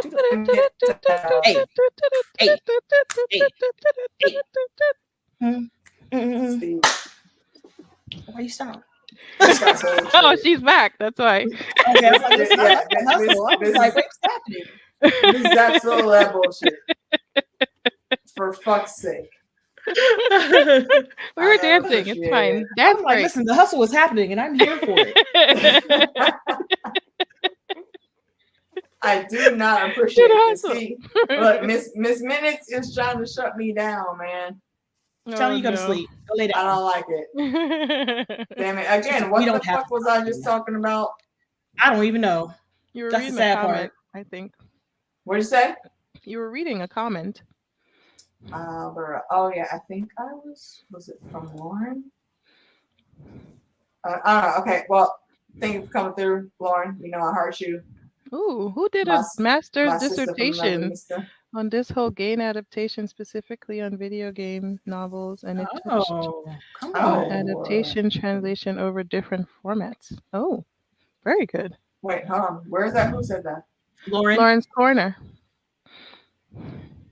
Ah, okay. That sounds interesting, Lauren. All right, yeah, Lauren, shoot me that link on the Twitter roast, and I will check that out and then bring it to the ladies so we can chat about it. That'd be awesome. Okay, so let's see. They don't find a cure. I don't believe they do. There is a point. Joel and Ellie do get to the Fedra doctors, but there's a thing that happens that is very spoilery, so I will not say it. You see me sitting here staring straight ahead. Yeah. When am I ever quiet? I'm like, right. that prevents the thing from happening. So Do the hustle in your head, Meeks. we'll just have to see how that works out. You know what is this? Oh, this reminds me of House Party. Every single time I dance, I do that. When that girl wanted to dance with Kid, but he was looking for Tisha Campbell. She was like, yes, yes, yes. So every time I want to waste time, you're like, we want to dance? Okay, see, and on that note, again, shout out to my ladies from 1,000 Eyes and Ones. They actually did a review of House Party. The new one? No, oh God, don't you dare look at the new one. The original. I looked at the new one. It was weird. The first one. I looked at it to support my girl Karen Obolome because I know she's gonna be big. I was not even interested in checking it out at all. I couldn't bring myself to do it. But yeah, go over to 1,000 Eyes and One, and they did a review and discussion of You're right. The original House Party. It's just that these haters are really loud and annoying and obnoxious. Like, shut up. Thank you. Let us enjoy it. If you don't enjoy it, I don't understand why you're complaining on every single platform. You go to every person's videos who is watching or doing a reaction to complain on it. And then you go to everybody who's discussing it to complain on it. And then you go to Twitter and you follow everybody who's talking about it. And then you complain on it. Like, listen, if you don't like it, don't people that have this time? Child. Everything ain't for everybody. You don't if I don't like something. Just go. I don't follow. Attack on Titan. I'm not a fan of complete sentence. You don't even owe us an explanation for why. Come on, you don't see me going to my mutuals being like, I hate this show because of this. I just be like, okay, you guys are watching it. I hope you enjoy it. Bye. Right, and that is across all mediums of the arts, because like I can pinpoint one of my stories is called what's it, No hablas de hablar, and that means in Spanish, love is not weakness. It's a fanfic based in the world of the 100, and there's a lot of folks that I found sometimes are not a fan of Lexa, which was one of the main characters, and also one of the best gay characters that I've ever seen on screen. She's the commander of the 13 clans. And because of the way I was putting the building blocks in some of my chapters, there's one person that always come through and show their discourse over how Lexa is trash, and she did something wrong. She betrayed Clark, blah, blah, blah, blah, blah. And I always took it to be like, if you don't like that Lexa's in this capacity, why are you here? I am very clear about who my characters are in the description and character notes before the story even starts. So why the fuck you here? Exactly. Why are you here? Just keep moving. Thank you. Yeah. Be blessed, bitch. Be blessed. If you and I totally realize some of my storylines are not for everyone. I get that, but I'm not writing it for everyone. I'm writing not for you because I like the story that it is, and that's it. Yeah. Yeah. So sometimes people are just gonna hate. It's annoying. It's frustrating. It's not for you anyway. Come on. Put the Kev on stage. Just for black people anyway. For black people anyway. Seriously, and I that works for so many things. It's not for you anyway. Just don't so do many. It. Come on. Just go be with but I the do things have a that question are for you. Do you think we're gonna pick right up with what happened, or are we gonna do a time jump in the next episode? Time jump. Because where they are right now, it's the middle of winter. But when we see them in the trailer for the finale, it's like they're in springtime. They don't even have coats on anymore. Actually, even her hair looks longer. Yeah, what they're wearing are outfits that they have worn in the video game for the few clip scenes that we saw in the trailer. So I think there's a few months have gone by for this. At this point, have they been together for more than a year? Like, yes, all the seasons. I think so. Yeah, because when they left, it was well before winter, and they left in August. Once they got to Tommy's, I remember they were fully into winter, and then once they got up to where Ellie was captured, that was even more into a harsh winter. So that just let me know they were going further north. Mm-hmm. So yeah, what we saw in that trailer is neither one of them had coats on.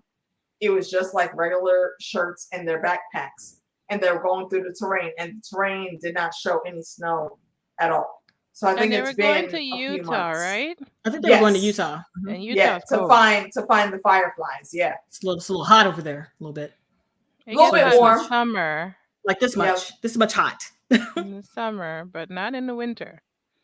In the winter, they have ice cap mountains. Winter is ridiculous. Winter, I don't like that. The desert is freezing. She's being a likey.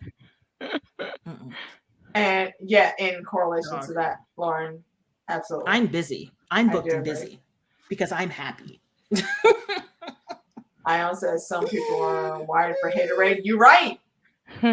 That's exactly what it is. Some people think it's trendy to just be hating on random things. So yeah, that's all it is.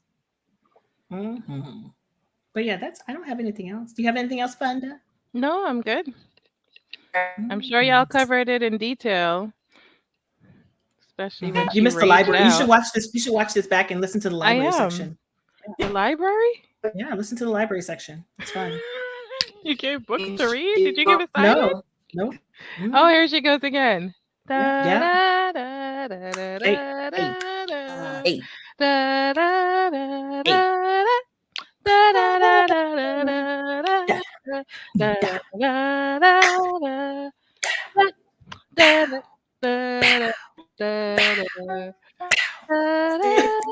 She ain't me. She ain't coming back. I don't know. I was trying. That was a good 30 seconds at least. It was. Oh, look. Oh, wow. no. Wow. Oh, wow. No. Let's see. Is she it gone. still live on the Baby, come back. You can blame it all on me. This is why she can't leave us alone. No.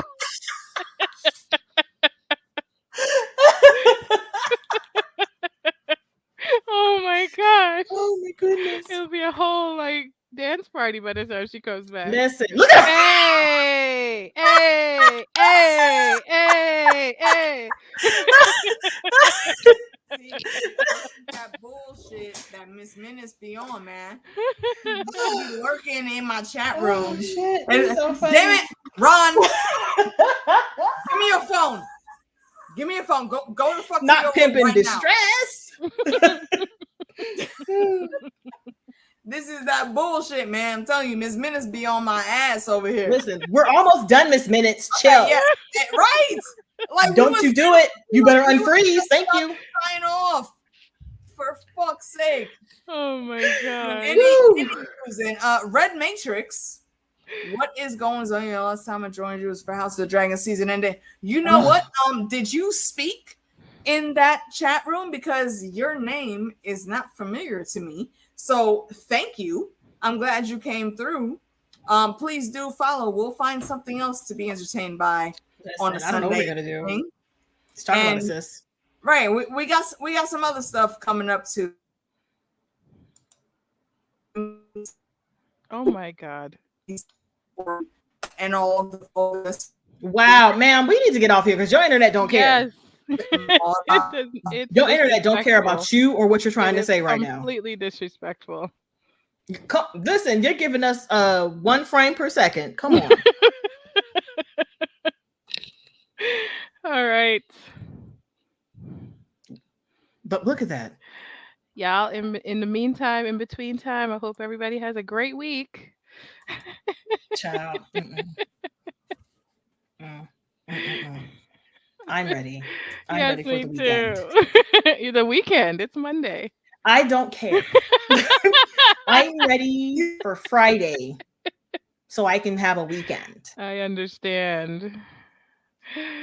So I can be out of here. My kids have spring break next week. I don't have any children, so I never know until I like. Yeah. See, look at this. Look at this, girl. We Child, come back. entertained by your not service provider. Let's dance.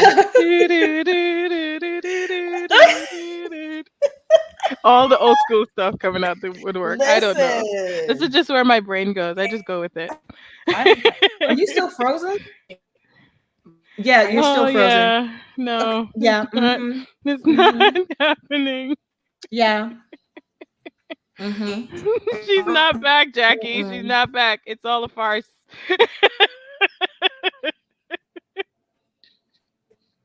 Wow. I don't know what's happening here.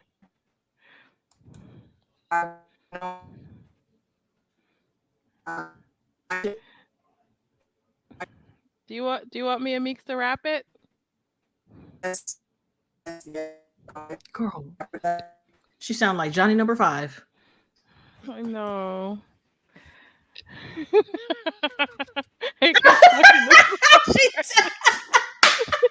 Wrap it up, girl. All right, everybody. She's frozen. It ain't happening for her. Oh, shit. Your head shook like 2 seconds and you froze again. I love you, cuz. Oh, my gosh. All right, you guys. We're going to wrap it up here. Hope everybody has a great week. We'll catch y'all next week. Same time, same channel. Oh, my gosh. Have a good She night. said, take me to your leader. That is hilarious.